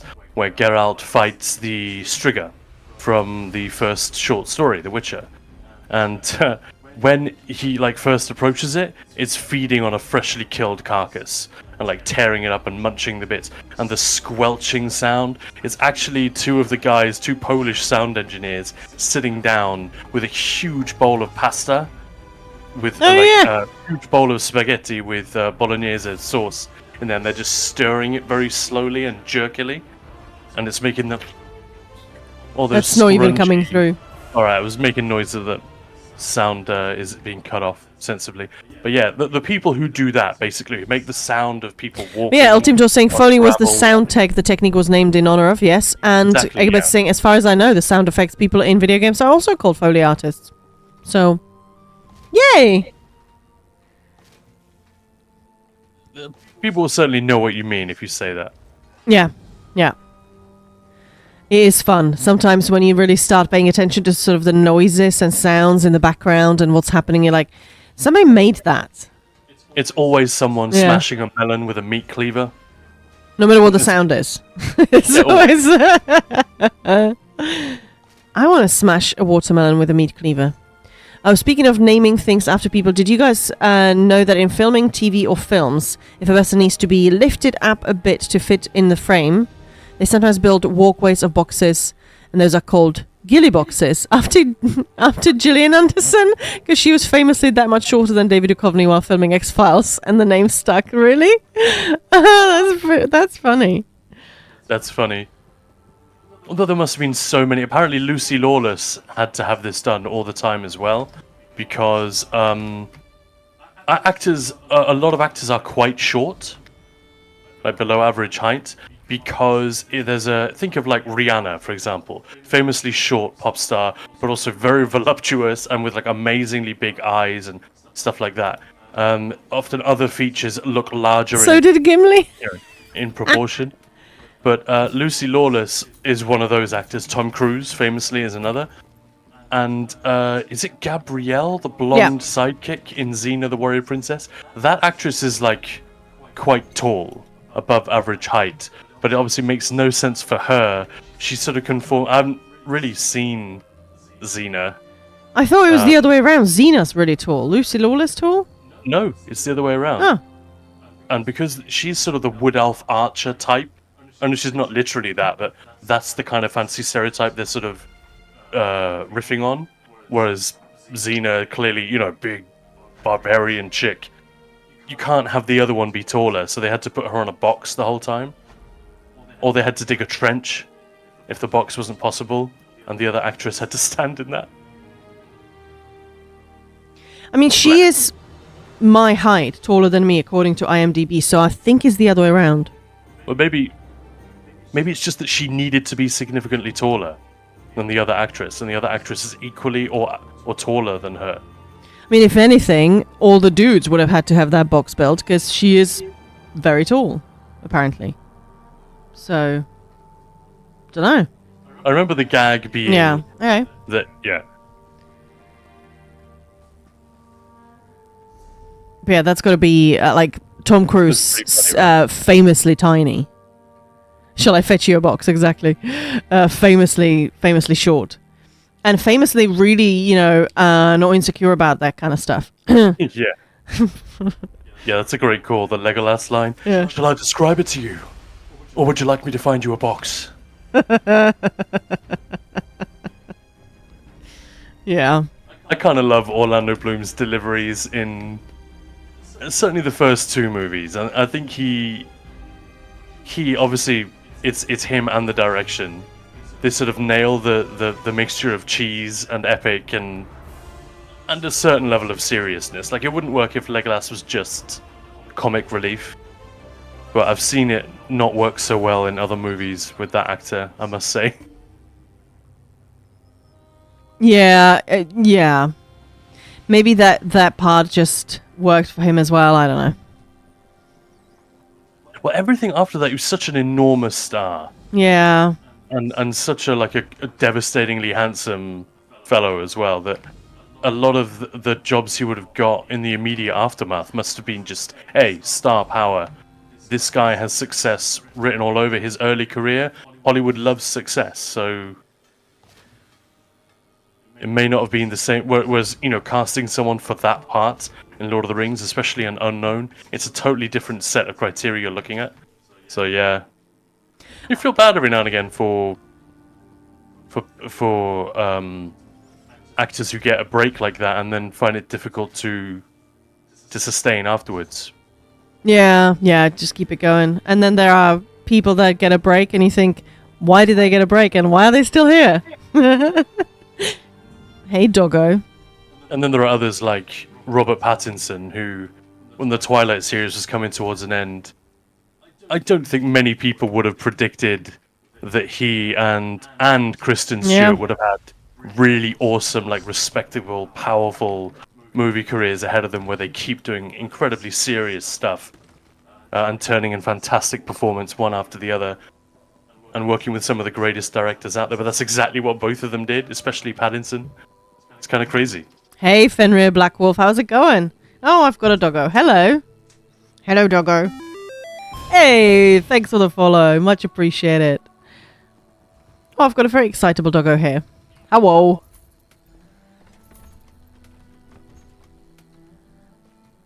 No, I don't want to talk to you. Name a voice actor that you want. Alright, it doesn't have to be an actual ESO voice actor. Just anyone whose voice you would put on the dream team for upcoming content. I want to hear this Wes voice Johnson in ESO this year. More Wes, yeah. Yeah. I Oh, can't really say no to that. really sad. His doggy passed away yesterday. It wasn't a puppy. No, it wasn't. That would somehow be. But it made me sadder. really sad because obviously he's posted a lot of photos of her. Well, on socials, and when we did the interview, there was a little bit. It was like, yeah, I need to wait. My doggo's just giving me that look. She can't decide, And we just had this conversation about the dog. Oh, poor thing. Always heartbreaking. Also, we know from him being on this stream and you interviewing him and stuff. He's one of those actors who keeps his emotions quite near the surface. Yep. And so he speaks very, very movingly about, almost anything. Yep. And as a result, it's very easy to picture him being just devastated by news like that. So, yeah, it's tough. But, yes, so we've got Winged Cat Ninja, Laura Bailey, Duke Baloney, hey Duke, Danny DeVito. Oh, that's a great call. What the hell would he be, though? Such a unique... Yeah. Fenrir, voice. I've been along with some raids who have raided into your stream, just never followed. Well, thank you for following now. I appreciate it. Thank you very much. Thank you very much. Thank you very much. Sorry, was I going a bit corny with that delivery? No, just a little bit, and I liked it. I think it was just... Thank you very much. Yeah. Lovely audience. No, I'm not going to do it. Danny DeVito should do a Bosma. Yeah, but the Bosma have that weird pseudo-London accent, don't they, half the time? Oh, yeah. And some voice actors really, really nail it. Because it's not Some just voice a Cockney actors impression. don't. But most of the voice... Because overwhelmingly, they work in the LA area. Let's put it that way. I think it's fair to say.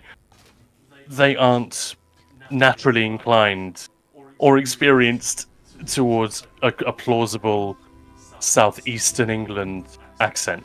That's why, because of the accent. Moose, Arnie should be in ESO.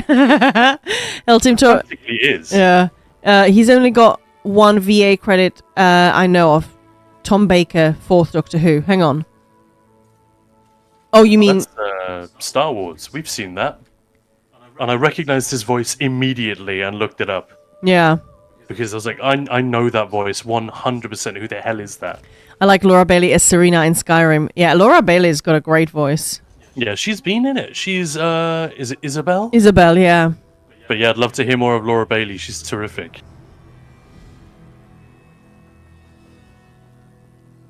Do you remember the actress who voices Chimera? I forgot again. We talked about her just the other day. I've already forgotten. Emily. Sucked. Emily O'Brien. Emily Thank O'Brien, you. yeah.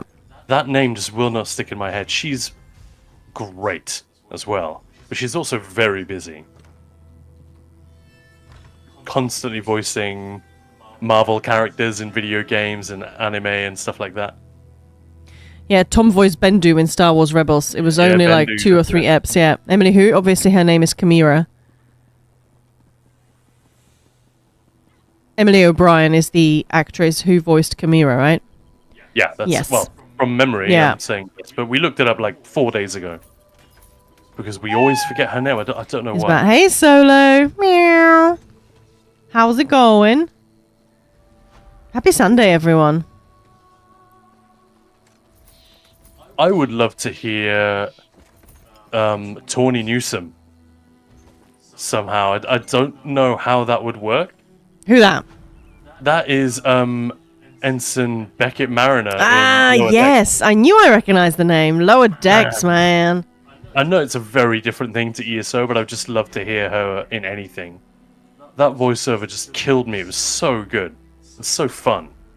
That is very true. You're gonna be like my Chadich. Oh, yeah, no, that's a really good call. She was great fun.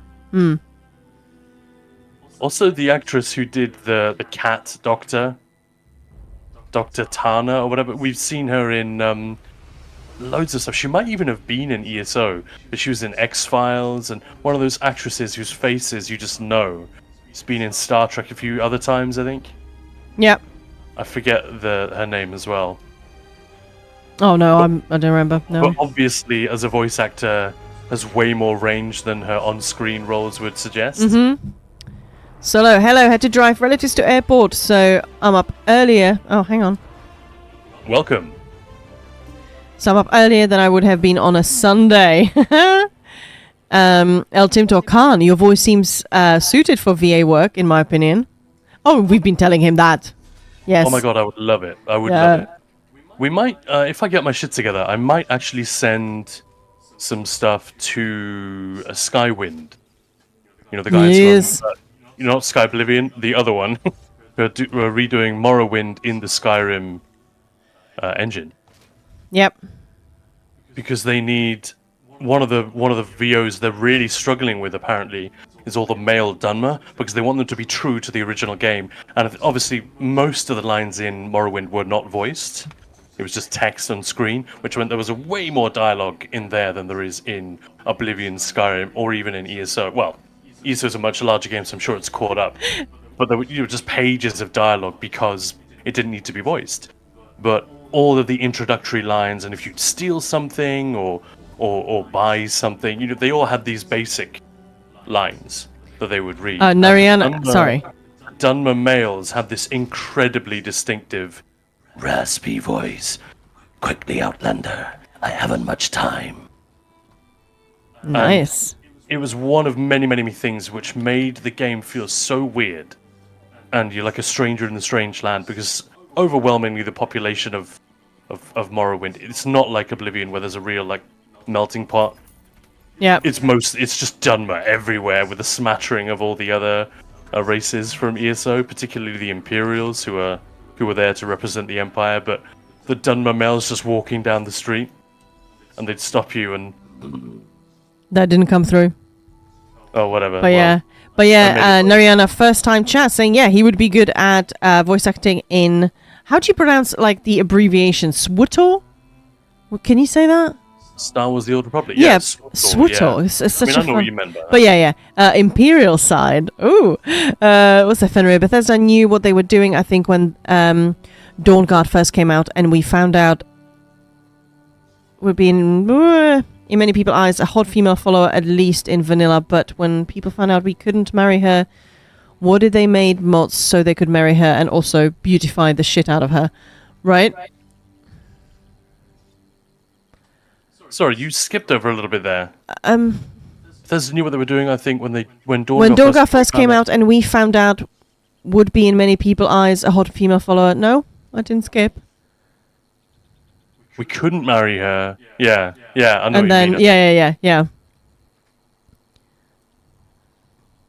Nice. I've been waiting for Skywind for years. Just started a new TS3 playthrough. Yeah, nice one, El Timtor. How many times have you played it? Have you tried the multiplayer one version? I love that. I can't believe we haven't made that a regular thing. It was some of the most gaming fun I had Hey, last year. Duke Baloney. Damn, Khan, you sound like that guy from Jail's in Oblivion right when it starts. And so, look, are we talking about Serena? That still saddens me. You can't do it in vanilla. I see, yeah. Razor, good lady, good day, my lady, and chat. I'm going to be an ass and just say, are we saying Serena or Serrana? Oh, sorry, Serrana. I'm misreading it. That's just you misreading Yeah, it I'm just because being a tool. That's not a real name IRL, but that's her name. No, that's me. Stupid. And yeah, but it's multiplayer Morrowind. Heck yeah. Oh man, it was so good. An absolute blast with you guys. Obviously, it became very easy because it was still I didn't mind. scaled to a single player, but yeah, who cares, right? It was so cool. Can we please do that again? Yeah, I did, remember that was part of the streaming for a whole week, so live for 7 days. It was more like 8 days. And this was the sort of last few hours. And I was tired as heck, as I'd imagine people can imagine. And for some reason, it just wasn't streaming properly. It was, something went wrong with my setup, even though I tested it and everything.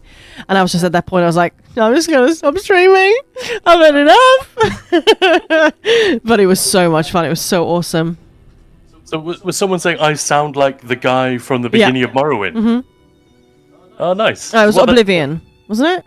If we're talking about Oblivion. the Dark Elf, Duke Baloney. in Oblivion, the first guy you talk to is also a Dunmer, but he is Nerd alert! the same guy who does the adoring fan. Oh, that's fun. So, you're going to die in here. You know that one who just says, whichever race you are, he gives you a little horrible. You're saying, well, the Morrowind guy was the same too. Yeah. Job. That's the one. And I was just thinking, like, that's who I was going for because I think all of the Dunmer males have just one voiceover, and all of the Orcs, Imperials, and no, it's just Orcs and Imperials are done by Wes Johnson, right? I think so. In Morrowind, certainly the Orcs. But yeah. If anyone is triggered by this, let's see if I can do it justice. Wake up. We're here. Why are you shaking? Are you okay? Wake up. Oh, no, you're just showing off. I must have heard that so many times. So good. Oh, I finished all the rest. How many times have you heard that, Maya? Like twice? Maybe. El Timto, I'll say 8 or 9 times. Maya, playthroughs? Wow. I started in 2005. I replay it every few years if the mood strikes. Not tried the multiplayer this playthrough. I'm writing a fic to go with it. Nice. And Wincat Ninja saying that was a great Argonian voice. I had dupe, El Timto. Not even the last night's storm could wake you. Yeah, Egbert. Yeah, there we go. There we go. But yeah, so I think the guys at Skywind want voices that approximate that. Yeah, that'd be cool. That's tricky to do, and I don't know if I would even be able to do it when you're given like multiple pages of it. I mean, you'd have time to do it, do you know what I mean? So you can... Yeah, you could do it in sittings, but Yeah. in order to get consistency, you have to have Yeah. absolutely the same reverb or lack of it. Yeah. The recording conditions kind of have to be very, very close. Yeah, they do. So ideally, you do it all in one sitting. Yeah. Sitting? You wouldn't sit. No. You know what I mean? Yeah. Khan, how about time for some law school? Just after I've worn my voice out with that Yeah. dumber impression. Well, that's your problem, right? Yeah, let's do it. Law school. This is No. our segment for the next 10 minutes or so. Yes. We always do this on Sunday. And today's section is going to be all about Dwemer machines, specifically an idiot's guide to Dwemer machines. Just give me a sec.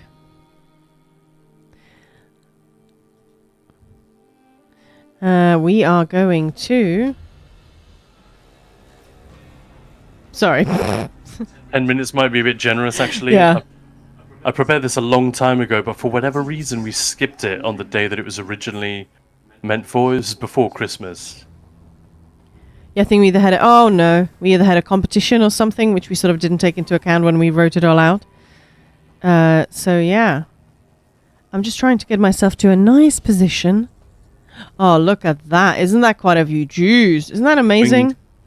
Yeah, it is. That's awesome. And, Wing Ninja is saying, this is something I noticed with the Prophet's voice lines today. I was going through the Harborage quest on my third character and noticed that not all the voice lines sound the same. Like, you can tell they were cut together from different recordings. Yeah. Oh heck, trying to put the Dunmer rasp in my speech actually hurts. But anyway, we are ready. I'm just gonna play this amazing little tune that Egbert's actually designed specifically for this segment. So let's go.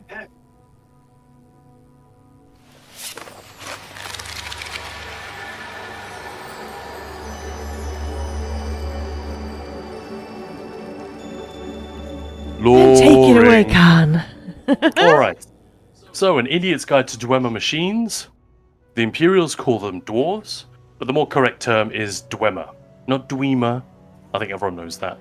But that was a mistake that was much easier to make before Oblivion, when I wasn't even sure how to pronounce Skyrim, because to a Danish eye it looked like Skyrim or something like that.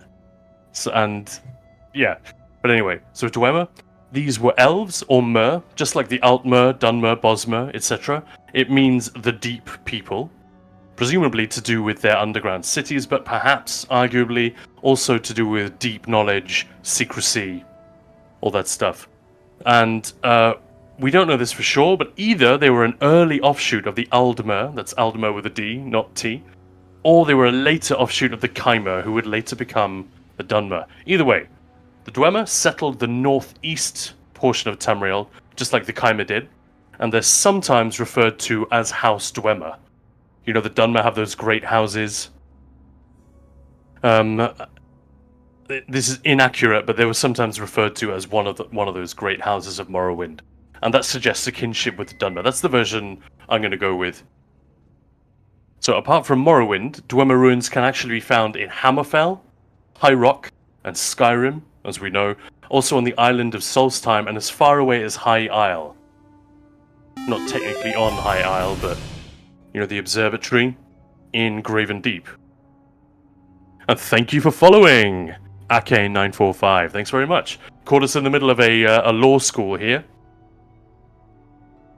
Talking about Dwemer machinery. So yeah, that is a pretty mental, not exactly an empire, but when you think about where they came from, the fact that they made it so far and wide is pretty crazy. And this wasn't colonization. In Hammerfell, for example, they were looking for something, and there's some story, if you do the Volenfell dungeon, there's some story about a particular clan of Dwemer and what they might have been doing there, pilgrimages and searches for particular artifacts and technology, yada yada yada.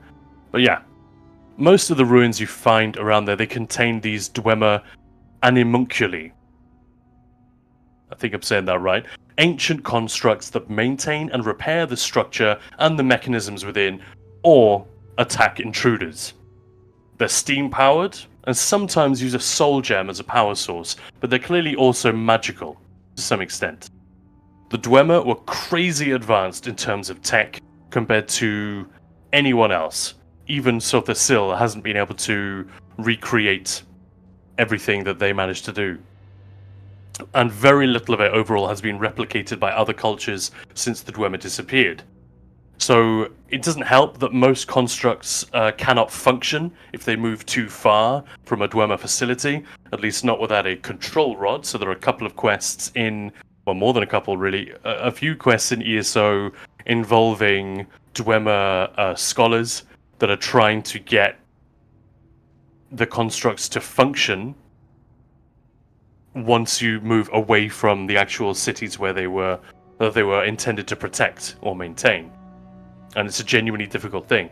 So originally, the only Dwemer construct that could do this was Razak's Opus, which is created by us in the ESO base game, the public dungeon Razak's Wheel. Razak wanted to create an autonomous dwarven spider that could power itself for hundreds of years, hence the term opus, meaning great work. So obviously they've kind of pissed on their own bonfire with that idea. Now there are Dwemer mounts and pets galore. They're all over the place because they just couldn't resist it. But originally the whole point was, this is unique. It is the only one that can function properly to its full extent without constantly needing a control rod or needing to be brought back to the city that it came from. So that's kind of a fun one. So yeah, they opened those floodgates, and now we've got the loyal dwarven sphere pet, still very rare. I happen to have it. Let me just move Maya's mouse because the picture's going dark. She just stepped AFK.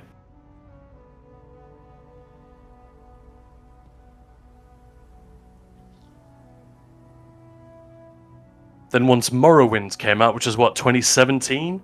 There was another spider pet with the Morrowind Collector's Edition, and some mounts, more pets, more mounts, and so on. And now the lore is completely and totally broken beyond recognition, but the idea is that they just don't work outside of that. Of course, some of these are clockwork, which is why Maya has gone to Clockwork City. That's a little bit different, because that is Sothis attempt to recreate or to simulate the wildlife of Tamriel in this mechanical city. And they're not dwarven constructs, they're not the same thing. I think they use part organic tissue, because he hasn't been able to animate them completely from scratch. But anyway, the idea is that there's some sort of animating influence inside the Dwemer facilities. But yeah, it's all a bit of a mystery, basically. I think everything I've just listed is pretty much all we know, which is a little bit disappointing. So fuck all, basically. How much of that did you catch, Maya? But it's one of those things which is a mystery to the people of Tamriel, and therefore it is a mystery to us, the players, as well. Because that's how the lore in this game works. There is almost no lore that exists in our world, in the real world, that doesn't also exist in the game world. Like, a lot of you know this, and at first it sounds like, well, duh, that's how every franchise works. Well, actually it isn't. You can't buy an encyclopedia of things in Tamriel or things in the Elder Scrolls that is written by an author in the real world. You can only buy them that that they have to be written by someone in the universe, if that makes sense. And that's why whenever ZeniMax Online Studios do a Q&A about the lore master has to sort of role play as a character in game, which is kind of a fun thing. But I love that they go to those lengths to stay true to the lore. It's really cool. There was a comment that I missed. Paynex Forks Payton. Never messed with voice acting, but I always wanted to make few song remixes. I hope to complete along with the originals with ESO theme, but bandmate got song names and remixes I want. Oh, nice. But never got to recording it. Well, do it. Was the Numidian a Dwemer construct? I remember it being a big thing in Daggerfall, the game, but it's been ages since I played. Yes, it was, yeah. When, if you remember going to Halls of Fabrication, you remember when you finally get into the boss chamber at the end, Devathir says something like, "Oh, that's the largest Dwemer construct I've ever seen inactive." I'm pretty sure that's a reference to Numidium. Oh, how fun. This is so huge.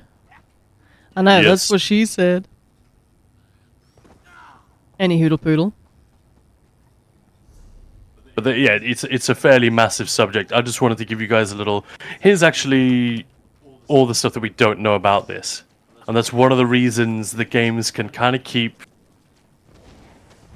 now people are divided on this, but the games can keep stretching the lore in this direction and that direction Yeah. because it isn't super well defined. So there is like the flip side is that you could make the case that I they just should pressed here like a tool. they should set the rules at least internally between Zos and Bethesda, so that anyone writing for the games or coming up with boss mechanics or whatever it is, or just writing dialogue, knows what the rules are, even if the people of Tamriel, and by extension we don't know what the rules are. At least they're there.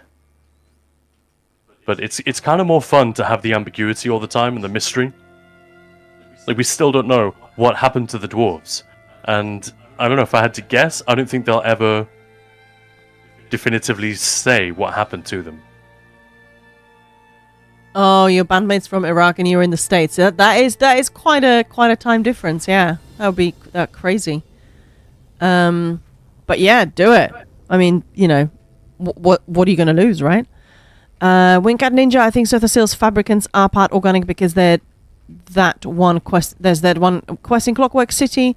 We have to hunt them for meat. Yeah, exactly. Yeah. And El Timtor, and when Dagoth Ur tried to create Akulakan, modelled after Numidium, and powered by the heart of Lorcan, I suppose that's Dwemer adjacent? Yeah. It's a replica. Wingcat Ninja devs have flat out said that we will never find out about the Dwemer, have they? I mean, yeah. Teddy, no. Ted? But that no one in the world, in the game world, knows, means that short of the Dwemer coming back and telling us, there's no way to really find out. Or it's very Must be like difficult. time travel or something. Yeah. I'm pretty sure I heard something about Daddy Todd wanting to keep that what happened to Dwemers a mystery. I mean, yeah, I would. I mean, anyone who has any kind of influence over the direction of the story would probably agree with that. Like, it's they seem to have sort of stumbled into it, that this idea that every piece of in-game lore, or every piece of lore that exists in the real world, in our world, has to be based on something that exists in-game, in the game lore. Yeah. And that is one of the things that Lawrence Schick, the original lore master of ESO, he wrote an entire essay about this when he left. It wasn't an essay, it was like a farewell letter. But he said this was one of the great strengths of this franchise, that it was absolutely fantastic.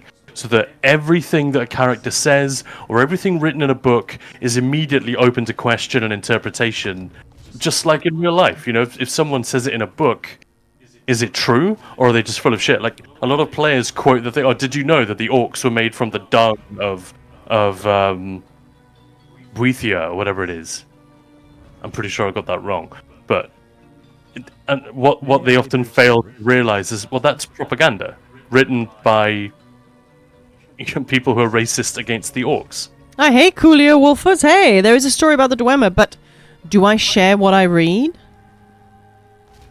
Well, there are many stories. Yeah. And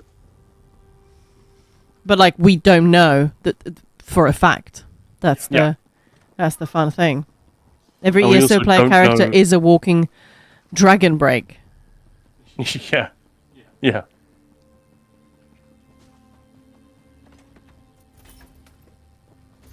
Fun stuff. This guy should have that fiery gua, shouldn't he? Really? Hey, Tithis. Jeez, give me some personal space. Look at that. That's very rude. Why is the cat in here, Maya? Why did you let him back in? Oh, it's just followed me. Coolio saying, let's just say they had soul stones before the players did. Yeah, and by the same token, we'll probably never find out exactly how the constructs work. I mean, that could at least change. Yeah. But one more thing I'll say on that, there is a really cool book in Hrothgar. It's to do with the... which clan is it that has the stone quarry? Let me just look it up. But also the Dwemer were kind of not so great considering what they did to the snow elves, Falmer. Yeah. Falmer are terrifying. Yeah, the Gravestone Quarry in Rothgar. That quest, spoiler alert, revolves around an undiscovered Dwemer ruin beneath the quarry, which they break into by accident. This isn't much of a spoiler. You find this out almost immediately. But in the run-up to that, there's as so often in video games, there's like a diary entry, which is surprisingly descriptive and like well written for just a quarry foreman's diary entry. But he writes about them breaking into this unexpected chamber, and steam pours out and fills the quarry with fog, and then they hear some clicking in the fog and a horrible noise, and then screaming and blood spraying, and a lot of the orcs are killed, and all they can hear is like the whooshing of blades and stuff, and it's just Dwemer spheres coming out of the ruin and just wasting people in the fog. How cool would that be to see brought to life in a cinematic? Ooh, yeah. It's really, really nicely written. But like I said, slightly unrealistically dramatic for something which is supposed to be like a workaday journal entry. Captain's log. The room was Listen, thick with smoke. He may be just a quarry foreman, but he has dreams. Someday he may be a famous author. Well, Kulia Wolfers constructs are powered by a soul stone with a Dwemer soul in it. Multiple Dwemer stories concur their origin. Not all constructs have a soul gem inside. UESP is pretty clear on that. But yeah, you're right. There's a definite connection, and most likely that is the primary source of power. And what's happened is that some assets that were used in games, they just didn't add a soul gem because that hadn't been decided yet or something like that. So yeah, a lot of the time it's not even created as an ambiguity deliberately. It's just a weird piece of lore that has to be wrapped around the fact that the games don't always line up with how things are supposed to work. Can I help? We talked about this a few weeks back. There's actually a pretty huge plot hole created by the writers in ESO, completely unnecessarily, just because they wanted to do something cool to crowbar in a sort of a retroactive continuity with the Arcanist class. Yeah. But in the process, they created a timeline which just doesn't make any sense. So it's a pretty major plot hole. We won't go back over Hey, that. Kazi. Duke. Maybe fun. we will get a Jurassic Park type story where someone will try and bring the Dwemer back, and it will go horribly wrong. Yeah. Who would be the best character to be like the Ian Malcolm? The skeptical analytical. Divaith Fear, right? Oh, yeah. Curious, arrogant, full of himself, but actually correct. What is it Ian Malcolm says in Jurassic Park? Boy, I hate being right all the time. Yep. When the T-Rex is coming to get them. So, Khan, are you ready to hop into some Doom? Let me check. Should have checked before we started streaming. I'm not even sure I have it installed. Well, actually. that's my point. Yeah. Yeah, so we may have to wait no. 15 minutes while I download it. But let me just bring it up. That looked like I was crashing, but it didn't crash. That was interesting. You sound very excited about it. Well, yeah. It's nice when you don't crash, right? Yeah, Doom isn't installed. Do you want to wait for me to install it, or do you want to play something else? I don't mind. It should be Doom, shouldn't it? Yeah. It's not going to take that long. You can get like just one or two for a little bit, just show that one off. Sorry, the OG, Yeah. Oh, that takes like 2 seconds to download and install the entire Exactly. thing. Let's do a little bit of that. Let's, start at the beginning. Yeah, let's just go through the entire franchise until we're finished. I mean, that's the idea, yeah. Not right Then we now, can start obviously. playing in a few days. Yeah. A few days? How long do you think it would take? It would take a couple of days for me, because I'm not a speedrunner. I don't remember, especially in Doom 2. Jeez, it's so easy to get lost. But like all of them. Yeah, Yeah. a couple of days, few days. That it? Oh, I would have thought a bit longer than that.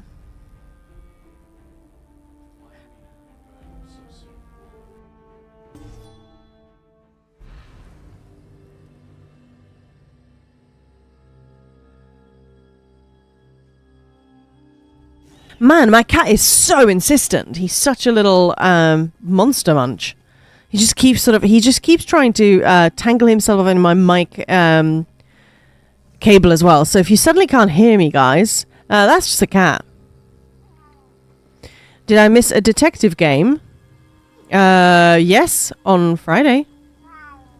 Yeah, we had a mystery to solve then. That was pretty fun.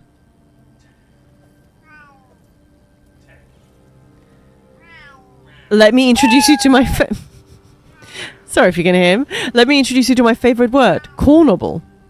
I'm doing that right now, repeatedly. Well, we didn't do a detective game today, no. We did do Guar ranking. Which one is the guariest? So we did that. That was pretty good.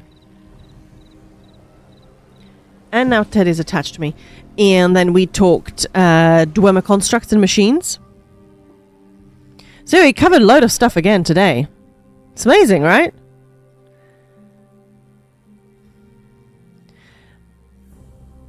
All right, we have the freshly remastered Doom and Doom 2 ready to go. Awesome, let's go. All right, let me find... Where is that wonderful animation? Oh yeah, the pile of shame. Just let me figure that one out. Can't believe how little we've used that. It took me so long to make it. There we go. Hey, it's awesome. What's this house? This is our guild hall on PC Ill. And it's the what's it called? The castle. But Bastion Sanguinaris? That's it. Yeah, thank Yeah, you. I just could not remember. I was just about to get there. I keep trying to call it Lucent Sanguinaris. No, that doesn't make any sense. Yeah. I need heads up when the next detective game is going to take place. Blogs, don't want to miss it. Yeah, absolutely. I mean, I did post last week at some point that it was going to happen on Friday, but yeah, it's in your... All right, Maya. I'm starting the stream, and the first question, once you tune into it, in fact, if you could do a poll, we're going to choose whether we want the original Doom music, so MIDI all the way, or do we want the remixed soundtrack with real instruments, drums, guitar, that kind of stuff, but very much based on the original MIDI music. And I can give you guys previews of both of them. Alright, so Doom music, so either OG or the sort of remaster. It's not remaster. Wait until we've tuned in and then we can give people a listen. Oh, okay. Just be warned that the original music is a lot quieter than the remix. So don't turn it up too loud.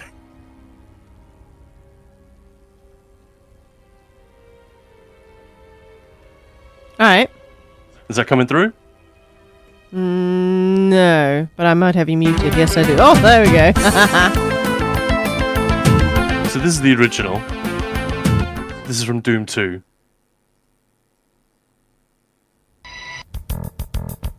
So this is the OG. Yeah. Yeah, there we go. This still sounds pretty good. Yeah, it really does, yeah. So this is old school. Very old school. And this is what the new one sounds like. Which one do the gamers want?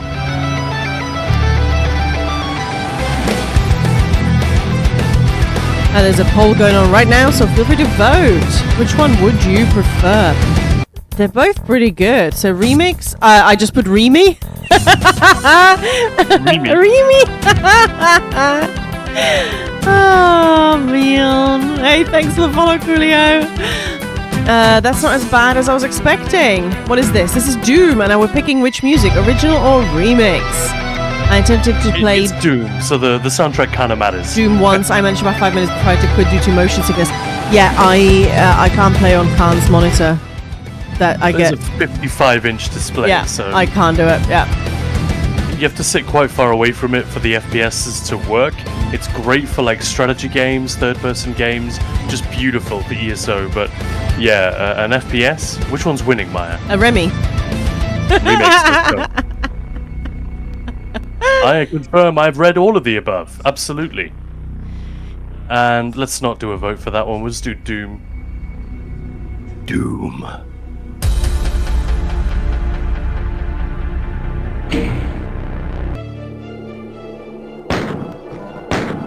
So is this like Doom 2024 because it was remastered? Yeah. Let's go normal. Love it. Hang on, with gorgonzola sauce. What? Man, I'm used to playing on a high difficulty. I'm expecting enemies here and there aren't any. I used to be a FPS player. Doom gave me motion sickness too. Oh, that sucks. I figured, heck, the diet today. This weather calls for roast potatoes. Yes. Is Khan sitting outside the window to have enough distance? Yes. Potatoes with gorgonzola sauce. Alright, that sounds amazing, actually. That's so smart. Good time zone, Ula. A good choice with the potatoes. Yes. This takes me back, right? Yay! Oh no, I want potatoes with gorgonzola sauce. Damn it! I'm not sure I'm going to remember all the secrets. We don't need the secrets. Nah, we don't care. I don't care. Ah, memories. No, it's alright. I'm actually trying to figure out what we're going to have for dinner. I can't quite decide. I was just going to make a nice little smoothie, but I really fancy something hot because I'm, had a long day. It's cold.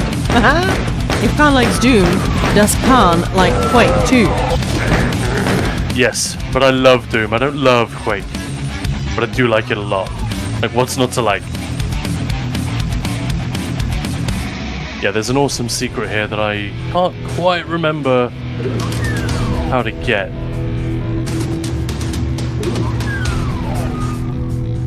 Yeah, there we go.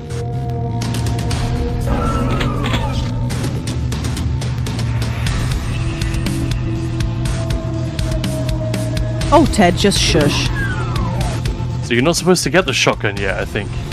And I think this is how this works. Meow. Oh, I still haven't checked out. Meow. Yeah, there we go. You found the secret area.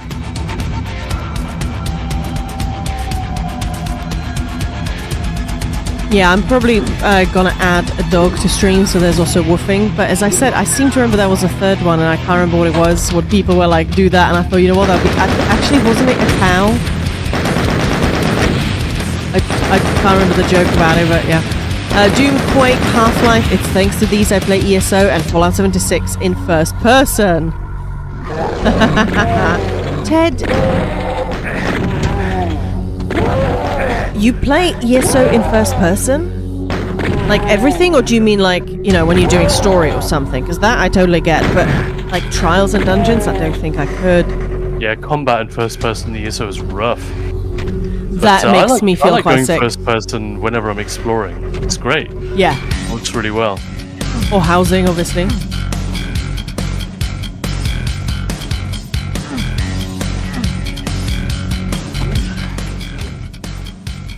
It bothers me so much that you can't look up. I used to play ESO in first person, not any longer, but my friend still does, and she's doing vet trials. That's kind of crazy. That makes me feel sick. We did that a couple of times for like tipsy trials. You literally can't see that you're standing in an AoE, can you? She says third person makes her nauseous. Yeah, that's the thing. That's exactly what Khan is saying. Like, how do you see? There's so much stuff you just don't see. And suddenly you're like, what did I die to? Oh, I was standing in a big AoE. Couldn't see it. Overland. They've done a reasonable job of making it playable in first person, so a lot of the effects do come up at the edges of your screen and stuff, but you really have to know what they all are in order for it to mean anything. So kind of respect, but yeah, no getting away from the fact that it doesn't quite work as anywhere near as well Overland Icy Housing, that's in first person, and I switched to third in Dungeons Trials 0. Yeah, okay, well then, yeah, I'm totally with you. Yeah, 100%. Anytime there's a lot of those little sounds like ground setter, makes me think of the poor VA that had to record that. Yeah, right. Ula Kapala, I sometimes do quests in first person and definitely building, yeah, but not trials. In other news, I made a Nightblade healer. Nice! Have you played much Nightblade before? Like, at all? Any other role? Or is that, like, first proper foray into Nightblade? But nice. How are you finding it so far? I want the chainsaw, Maya, the chainsaw. No. Teddy. This remixed music is actually amazing. If you know the original tracks, which I really do, it works super well. Oh, I see you like a fire, yeah. I played Nightblade mostly, but mostly DD. Yeah, it was my first character. Yeah, I thought so. I thought that I remember you mentioning that. Yeah, that's cool. So you know how the Nightblade works. Yeah. Nightblade. I do third person everything in ESO, even housing. Yeah, I do tours in first, but sometimes like I do want to have a proper look like from afar, like see the whole thing, and it's funny. Like I get people saying, no, you have to view this in third person. It's like, in first person. I'm like, I'm gonna do it, but I just want to get that. I don't know, the full picture, you know? Maybe it's, yeah. However, all my base game normal dungeon clears were done in first person. All the ones I could solo anyway. That's hardcore. So it's a Nord Nightblade. So I have Magicka issues. I have to make heavy attacks every 3 or so rotation. Gotcha. Just play Rojo. Another FPS I used to play is another id property called Heretic or Hexen. Yeah, I love Hexen. It's great. Oh, the shotgun guys suck. I'm gonna get those now. Great.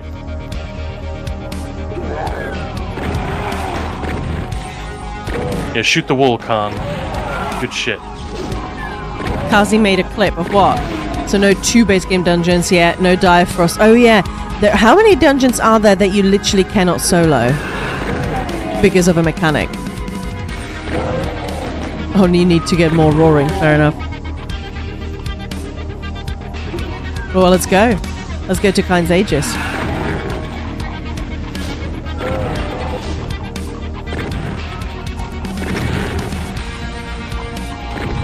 Oh, seriously, like a couple of runs in the dungeon, your world will be full with so fast. Especially if you go with 3 people that already have it.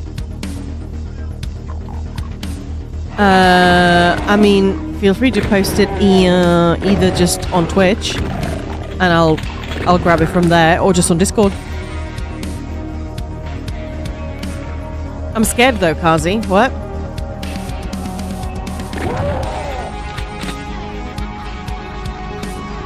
Non-perfected roaring. Sorry. Yeah, roaring. Boring. No, roaring. Oh, what? I could have sworn that door triggered the secret. Trigger the secret. Yeah, that was a bit of a William Shatner delivery. Oh, there we go. I do remember some stuff. No, we don't have a clip channel or anything like that. Just post wherever, yeah. Yeah, I get, like, I mean, I do realize that obviously our Discord is quite big as well, especially if you're me or Khan, then the whole Discord is like 5 times the size of anything else. But yeah, having, like, I just get so put off when I join the Discord channel. It's like clips, screenshots. Hey, Maya, look what we got. Noise, links, food, and pets and art. And I'm like, I just want to post something. No, where do I even? I don't know.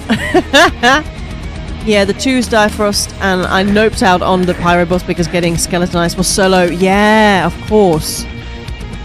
Hey, hi, hey. I'll start again. Hey, Chris, how you going? How you doing? And yes, it's Doom. Yeah, I'm looking forward to finding out more. Is it a couple of weeks? We get Xbox. Oh my god. It's gonna be so good. Yep. Oh shit. Yeah. I have it written literally in the diary, but I don't have that with me, so... Oh, it's a chainsaw. I want the chainsaw, Maya, the chainsaw. Oh, that's Khan going, oh, the chainsaw, Maya, oh, the chainsaw! It's been clipped, Khan. The chainsaw. Good lord, the games I used to play in this era is Flushing Before My Eyes, Jazz the Rabbit, Jill of the Jungle, Commander Keen. I love Commander Keen. Yeah, I hope that... So good. Yeah, Chris is saying, I hope the game doesn't have insanely high requirements, though. Still using a 3060 GPU. Yeah. Doom Eternal had relatively, like, you could turn it way up and make it look amazing. But it's id. They love performance, especially when it's an FPS, which is, you know, that's their thing. So, you know, obviously, what do I know? But personally, I'm hoping / expecting a certain level of restraint on the requirements. But maybe, you know, they also love their tech. So I've no doubt they will... let's go there afterwards. I've no doubt they will they'll make a game that can be pushed. Yeah, right. That could be a sound effect, yeah.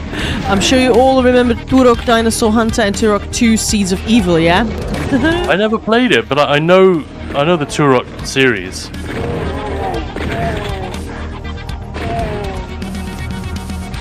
Speaking of Doom Eternal, has it downloaded yet? We're playing this!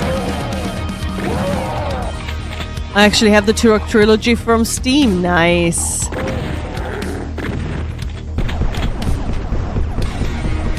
I love the random sort of walls that Ted keeps trying to jump on the gym ball. That's and hilarious. Guess what? It's not ending well. Dipshit. Yeah. Got it not too long ago, even. Nice. Command and Conquer, red alert! I love this as well, that the 2D sprites, so they follow you. You know, they just rotate. Yeah. That technique is still being used, not just in ESO, but like in cutting-edge games like Cyberpunk 2077 has that. When cars go far enough away from you, they turn into 2D sprites. That's how they can have like massive citywide traffic without it completely overwhelming a typical system.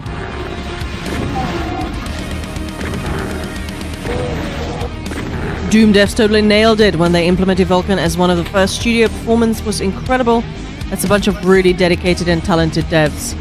Yeah, I love id for this.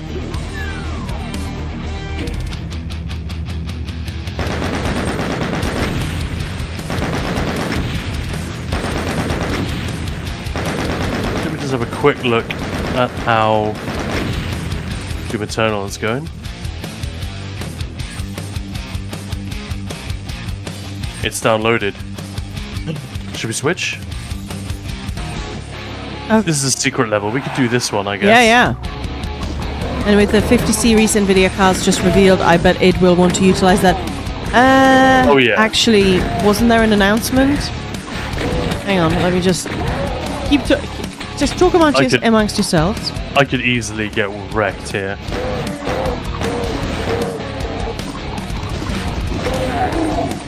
Man,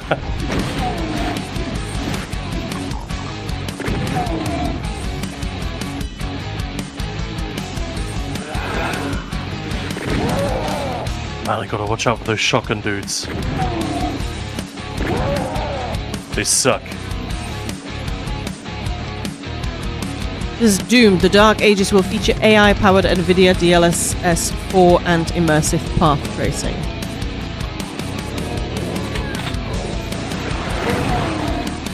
That's all I saw. I thought there was more, actually, but yeah.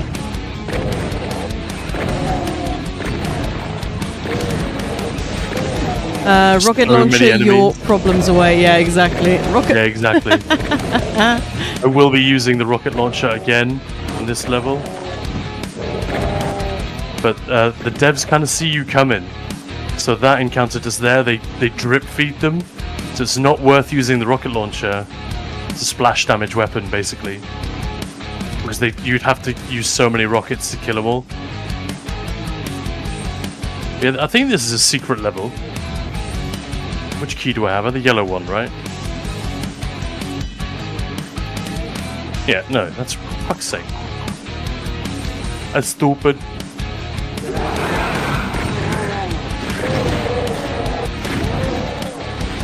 Oh my god, Ted's going feral.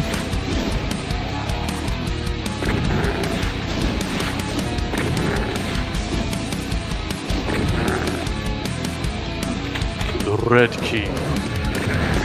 I get so easily and horribly lost in here. Oh shit. Meow. Yeah, that's what Ted's up to, yeah. I think he heard that as well. It's like, what? What was that? That wasn't me, was it? If you see a health kit, yell. I might only be 2 rooms away by the time I hear you. Oh my god. Meowie cat. Meowie cat.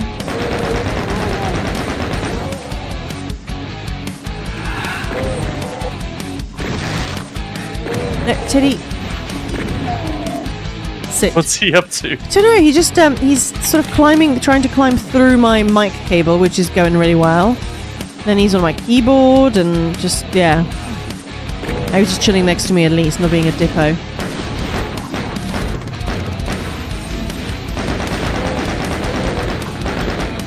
To be fair, it is 9 minutes to his dinner time, so he is.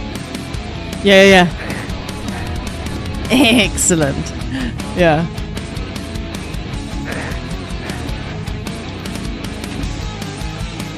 Yeah, it's funny when like I check on something on my phone and there's a video of cats or dogs and some sounds or something. Sometimes I play it just to see their reactions, but with Ted it's usually confusion. To be fair, the doggo as well, sort of the periscope head. What? Look around. What did I just hear? What was that? What? This game, man, so good. This franchise, even, obviously, yeah. Do.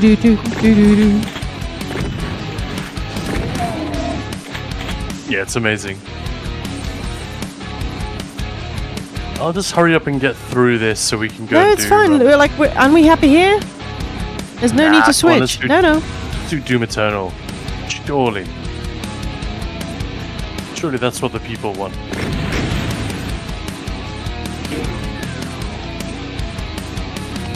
Uh-oh. Yeah. Oh, he just killed the one?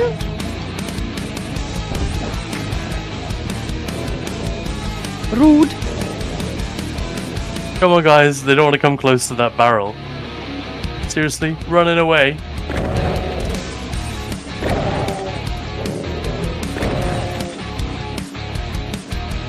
Yeah, they're not stupid. Isn't that amazing? Yeah. Nope. And he is so boss. Like, Flamehell or Barse would walk right into that. He's running away. Fully. But he knows I'm going to blow up the barrel. Yeah. I don't know how they've coded that, but pretty sure that's the thing. Yeah, that's pretty fun. Alright, where's the blue door?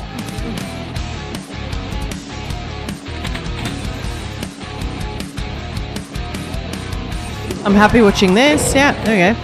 I want to teach Kitty not to scream for food, so I took the opportunity to feed her while she was rolled up sleeping and waiting. Oh, that's nice. Yeah. Shit. Let me know if that works. Look at my health. 21%. That's not good, is it?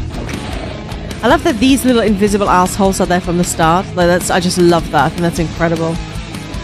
So cool, so smart. Invisible assholes. Okay, that's perhaps weird, but you know what I mean.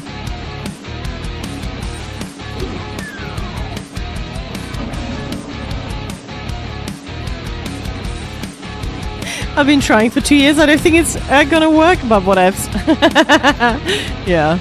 Yeah, it's funny. Sometimes we'll be like, oh yeah, I trained my cat to do this and that. And I'm like, okay, fuck off. Good for you. Don't show off. So I don't quite understand. Like, cats are sure, you can train them, but sometimes the way people talk about what they've taught them, I'm like, I'm not. Can you teach a cat that? Really? And good for you. Are you sure you didn't get a dog that is just teeny tiny? You know? But yeah, Ted is, yeah. Man, I really want that. The chainsaw! Let's just try without it. My cat trained me to get her treat ball when she screams a certain way. Yep, well, they are smart. That's quite funny, though.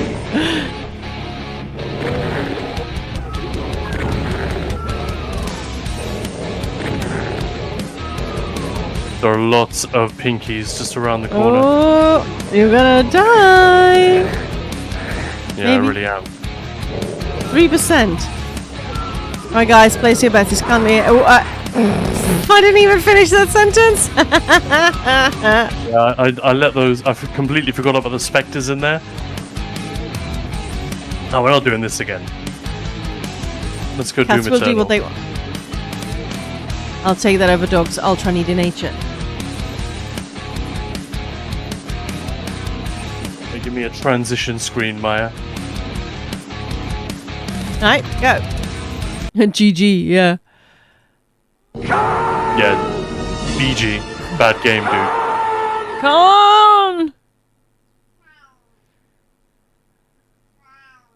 Oh, the cat's yelling. Alright.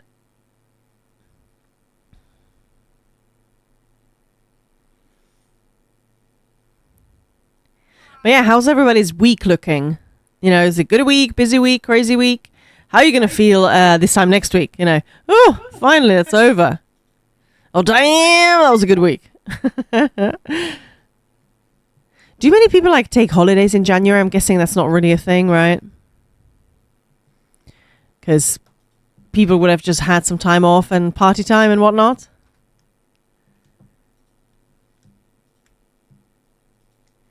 But yeah. How's our... Well, PTS goes up tomorrow, so there's lots of content to be delivered, which will be fun. Yeah, remember to tune in for that. If you can't catch the stream, where we'll go through the patch notes in detail, remember to catch our YouTube channel shortly afterwards.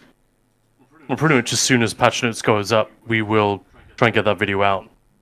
Just summarize everything that's coming, and some theories and hopes and dreams about what might be coming up this year. I did the same thing a year ago,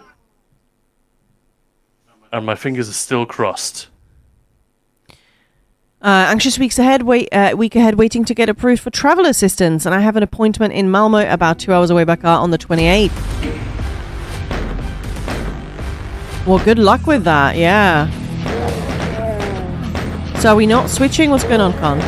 But this is Doom 2. Right. Doom Okay. Eternal hadn't actually quite finished, so... Alright. That's fine. Christmas is party time. January is get back to work. Yeah, I know. Chris, it was good. Me and my family celebrated my belated birthday yesterday. Oh, happy belated birthday then. Went out for a dinner. Nice. I was on January 4th. That's my doggy birthday. So we had a little doggy party. I've visited my daughter in Spain for New Year's in 23 and 24, 2-week holidays both times. Nice. Ted's meowing is adorable. Yeah, when he starts doing this and like twice, 3 times the loudness when you're trying to sleep in the morning because he decides that it's like 4 a.m. is his new feeding time. Not so cute. Not so adorable. But yeah. But it sort of feels like it's also stressful for him. So it's, you know. Although Bengal cats are just loud. They just are. They're very talkative. Talkative? Well, yeah. I mean, that's vocal. Chatty. Whatever. I feel like talkatives there, I think. Is there's definitely something saying like, come on. That's the polite way to say they're gobshites, basically. Yeah, he's a Bengal. Wayne Cat Ninja. Oh, he's a Bengal. Condolences. Well, we've had him for 17 years, so yeah. But yeah, the first sort of few weeks, because the first couple of nights, we already had a cat. So he sort of had the roam of the flat where we lived. and Biscuit was with us in the bedroom, so he would sort of get comfortable, because for the first few hours, even food didn't quite get it, or almost, out of his basket. He was very like, I don't want to, I don't like it. He was teeny tiny. By the way, let me just interrupt to say this is the dumbest thing, because I found one secret, and I have a pistol, my fists, and a rocket launcher. Those are the only weapons I have.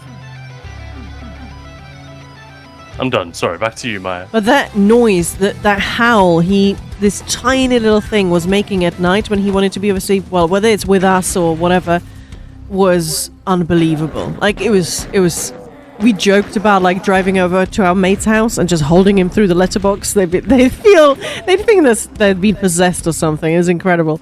Is he trained on a harness for walkies outside? We tried a harness on him, and yeah, he did not love that. Like, really, he was bouncing off the walls. It was kind of incredible. I hear that's great for tiring them out. To be fair, like, he's always had the run of the house. There's towers around and all of that. We used to have like a really big one that they would run around. He is 17 now, so he's not really it's not sort of the activity, and we always played with him loads. It's just, especially around food time, he is very vocal. Bengal cats are just vocal. Let me guess, you put the harness on and he lost the use of all his bones. No, that was the other one. We tried it on Biscuit and she just plonked on the ground, and that was that. No, Ted was bouncing off the walls. But we have put it on him since, because we've done some traveling and stuff, and he was totally chill. So he just sort of relaxed with it. Yeah, I know, it was pretty interesting. And I loved how the two cats were completely different as well. Yeah. Hey, Maya, look what we got. Look what we got. Ooh. What do we got? A wall. The super shotgun. Oh, fuck, sorry, I was looking at the wall. Nice. Whoa. This is still one of the best weapons in any game ever. Yep. Just for the way it feels to use. Absolutely amazing. But yeah, we've always, whether it's getting some toys, and sometimes they work for a while, but we've always tried and keep him happy and active. Yeah, I think it worked. I mean, he's 17, and he's incredible. Sure, he's not as hoppy as he once was. He used to be quite acrobatic. But he's still pretty insane. Like, he keeps jumping on the frickin' gym ball, and he knows that he's not gonna land on that. He knows it. He's not dumb, but he's sort of still trying it. I don't know what he's trying to do, but he's chill. Yeah. Well, chill is not the right word, but yeah. Come on, 10 tops.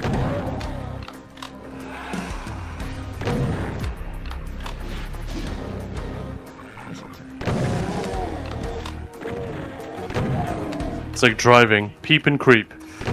Black cats are also talkative. Well, our other cat, she was not like a full-on black cat. She was tortoiseshell, but sort of mostly. She was completely silent. It was bizarre. Next to this thing, I like the BFG. Yeah, but I remember ammo was scarce. Yes, but yeah, that one is true. fun. As it should be. Mine has absolutely zero interest in cat toys, but drop a candy wrapper on the floor and she's entertained for hours. Yeah, it's like boxes, right? If That's amazing. if you like order anything and it arrives in a box, and like, look, I've got this amazing thing for you, then they're in the box. Insomnia Arrow and Doom now? Cool. A series as old as me. Well, give or take about 6.5 months. Nice. Well, since we are definitely getting an update with the words are not wording. Doom the Dark The Ages. developer direct, so we're definitely getting a presentation Yeah, from we better id. get on this. Yeah. Yeah, so we thought, let's do it. Am I being dim? Yeah, Doom the Dark Ages. I was just trying to think, developers direct, what's that word I'm looking for? And that is coming on January 23rd, so yeah, a couple of weeks, sort of. 6 p.m. GMT. Woo! Maya, help me out. What am I missing? Your face. Sorry. Yeah, me. Check out this awesome cat condo I got you. It has 11 levels and 14 different toys on it. Cat box. Yeah. Yep. Absolutely. Yeah. Well, yeah, when I was there are photos. I was building this cat tower. And the dogs were like climbing into it and over it and so, oh, for fuck's sake. But actually when I built it, Ted immediately jumped on top of it. He likes being high up. So that still works for him, but yeah. Will be on PlayStation 5, which is good for me. Yes. I think I've done this level like once before. I know Doom, but I don't know Doom 2 that well at all. Doom. Doom, doom, doom. Yeah. There's definitely something through there. There we go.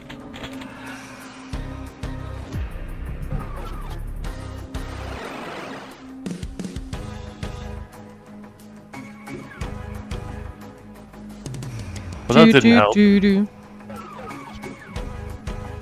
Doom 64 was also fantastic, very dark and eerie too. Yeah. Yeah. Yeah, I like Doom. Yeah. I just like Doom, right? Ha! I literally had to rub the whole thing with catnip for her to even sniff it. Oh my goodness. Yeah, Ted is weird with catnip. Like, I was putting something in a toy, and he was going a little bit crazy just sort of when I was doing that. He was I'm getting to the point where backseat gaming is welcome. But then he just sort of walked away. Can you go further in the water? Almost like No, Quake, the because- original Quake. Yeah. Mm-hmm. I need to drop this somewhere, but I don't see a switch to do it. I have done this before. I even don't remember getting this. I just stuck don't here. remember. Yeah. There's no switch here. I already did that. Oh, behind you. Right there. Maya. Yeah. What? What did I You're do? being hilarious. Yeah, I am. I'm being a dick. Yeah, absolutely. That's so hilarious. Maybe you took too long with the nip. I heard that no, this was this went for like 15 minutes, and after that they get nothing from it. Oh, this was just literally putting it in and then giving it to the cat. I was like, they smell it for like 15 minutes, and after they get nothing from it, like I mean, some like you mean freshness? Because like some of the toys he goes bonkers with like months later. Oh no, but that's the thing. He likes. We've got these toys that are called Stinkies, and it's just these things that are marinated in it. And he goes absolutely insane when I'm. I can't even pull the fish out if I'm anywhere near him because he'll just go and snatch it. So he's just a weird cat. I think we can all just agree on that. Bengal cats, just weird. Yeah.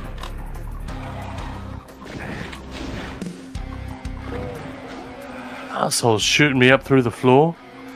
That is rude. I was trying to figure out what the hell was going on.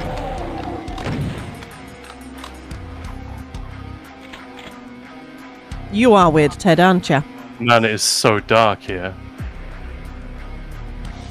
It's I love doomy. it. Yeah, sure. Bengal cats are certainly one like of the craziest cats of all time or something. Because yeah, I can agree to that.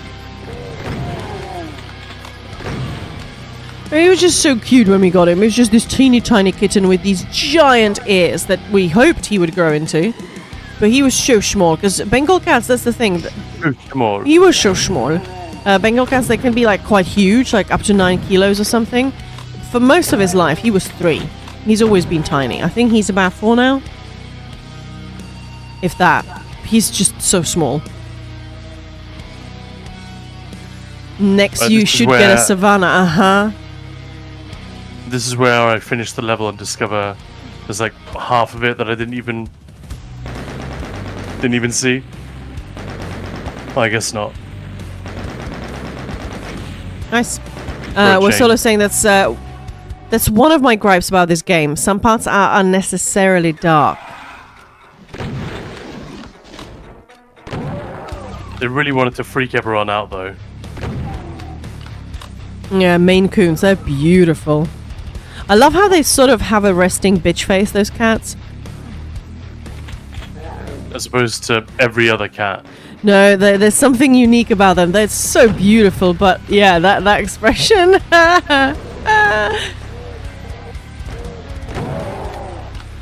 Yeah, it's fun. A friend of mine, they just got a kitten. It was like her parents got a kitten. They just lost like their very, very old cat. So they were like, should we? No, we should. And I love how the kitten is the size of Ted. And already looks so pissed off with the world. An enormous amount of cat, yeah. Yeah. Meow. More cat than is strictly necessary by any sensible estimation. Fun fact, the Maine Coon got its name because the colonizers thought it was a type of raccoon. And they were in the Maine territory. That's fun. Oh, that's really fun. Thanks, Wing Cat Ninja. That makes sense. I always wonder where the coon part of that name came from. It doesn't look an awful lot like a raccoon, though, I gotta say. Maybe if you saw it in the dark and your eyesight wasn't very good. Than anything in the dark, yeah. But yeah, I guess it's just too big for you to jump to the conclusion that, oh, it's a cat. Yeah. That's fantastic. Here, look how much ammo I've got, Maya. 69. Nice. Alright, so what's coming up on stream next week? Well, we've got some... we're going to read some PTS patch notes. We're going to go and check out the new dungeons. We're going to check them out, well, with not with our full dungeon team tomorrow, but hopefully with a special guest. Then with our full dungeon team on Tuesday. Yay! Oh my god, Kitty. That would be awesome fun. And then we've got our usual streams Tuesday, Wednesday, Thursday, Friday. We're definitely going to do some more trivia because people seem to have enjoyed it. And let's see how many people can guess and, you know, let's flex that knowledge. I probably will not do a mystery this... Or maybe I will. Because people seem to enjoy it, right? We can do a murder mystery. Who killed Borba Two Blades? That might be fun. Maybe rude. But yeah, so PTS, there's going to be hopefully a lot of stuff. Khan's going to be posting some lore videos as well. So yeah, who done it exactly? And we probably won't get a chance because of PTS, but we have footage. It's all ready to go. Spoiler, it was me. Special guest, yes. Well, hopefully another streamer to join us in on PTS. So yeah, that'll be really good fun. And I lost the plot. Oh yeah, sweet roll. We filmed a sweet roll recipe. My special bacon. Yeah, you're forgetting we did that. Yeah. So that's unlikely to be out this week, but hopefully the week after that. Also, there's Stam Arcanist and all the other videos. So yeah, there's just so much happening and that needs doing. There's and too much for us to keep up with, essentially. Well, yeah, that. Which is a good thing. Teddy, go. Yeah. I remember reading somewhere that it was assumed that the Maine Coon is a mix of raccoon and cat or something like that. Yeah, well, that sounds about right, yeah. Did you make the recipe yourself or did you base it off the official one? Official one? You mean official cookbook? I mean, that's not an official recipe, game recipe, if you know what I mean. Nope, nothing to do with that. Officially, yes, yeah. No, but I mean, it's not like game, like official game recipe. Do you know what I mean? But yeah, no, nothing to do with that. Those are all my recipes, the ones we have on the website. We have some ESO ones and Fallout ones, and they're all mine. Yeah. And it's good. It's like enriched dough, so it's a little bit, think like brioche, and drenched in booze. Yeah, it's good. Teddy. Main monster. Ooh, and rich. That makes me a little scared to try it. Well, you want it to sort of last. You want it to be fun and interesting. So, yeah, it's a recipe that I've been playing around with for a while. Funnily enough, because speaking of Fallout, what do you think of 76? Like, I've not played, like, loads of it. I'm going to be honest. I've dabbled, and I really want to dabble some more. I was really taken aback by the whole alien thing when they landed. I was like, what is this? But I've really loved exploring the environment. Like, it's just so awesome. It looks really good. So yeah, I definitely want to do some more of it. It's a pretty solid gaming experience, I've got to say. Yeah. My investment in Fallout series is a very personal thing. Is much more to do with the storytelling. So the idea... I was surprised that ESO worked. for me. Honestly, I never thought it would. I just love the setting so much that I had to try it. But Fallout as an MMO, I mean, it's not really, but you know, an MMO light doesn't give me the same pleasure that I know a lot of people get from it. But it's a really good game. Even the single player experience is pretty solid. Yeah, and exactly. all the systems and stuff seem to be really robust. Yeah, pretty impressed. Like, we both own it, so we like it enough for that. But don't love it as much as ESO. Which is surprising, 'cause I would have thought of the two of them, that would be the more likely one for me. Yeah, funny, isn't it? Yeah. Yeah. Is that fair? Like, to what extent do you agree with that, Maya? Oh, yeah, What I agreed, just said. yeah. No, you don't have to agree. No, I do, but yeah. Hey! Nice if we do, but... Thanks for the follow. Awesome name. Offspring like a few of the Fallout games. I'm not a huge fan. Watched some Fallout 76 gameplay, though. Yeah.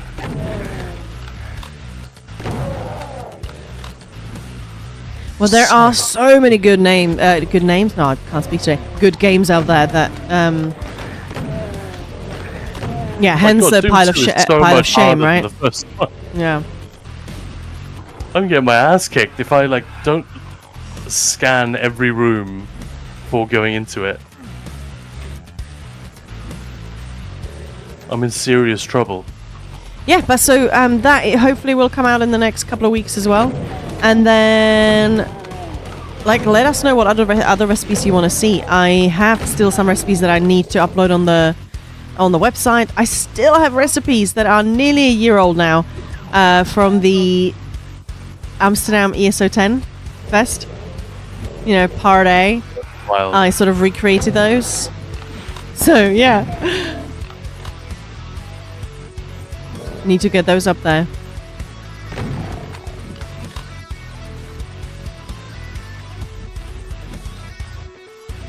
But yeah, we'll keep you guys posted when we'll be up tomorrow. Probably not much before the patch notes go live, but we'll try and be on as early as we can. Well, as soon as I can get home. But yeah, or Khan can stream on his own. You might be scared though, yes? If I'm playing this, probably. Yeah. But yeah, thank you so much, guys, for hanging out. This week in particular has been really epic. We tried a few more things. I did my first sort of... Well, it's not murder mystery. I can't think of the name. Scavenger hunt, treasure hunt. Yeah, scavenger hunt, treasure hunt. Thank Is you. that not right? I It keep is. saying that, and yeah. It's just not sticking in my head. Okay. Yeah, so I did... That was really cool, and I was really pleased that people seem to enjoy it, so I'll definitely do more of that. And yeah, thank you so much for the awesome week. Have a wonderful evening. And thank you so much for the follows, subs, everything. If you guys haven't followed, make sure to do so. You don't want to miss the streams. And if you have a sub hanging around, do check it our way. It makes it possible for us to continue doing this, which we love, and hopefully provide some awesome information and entertainment for you guys. And again, if you have any suggestions, let us know, right?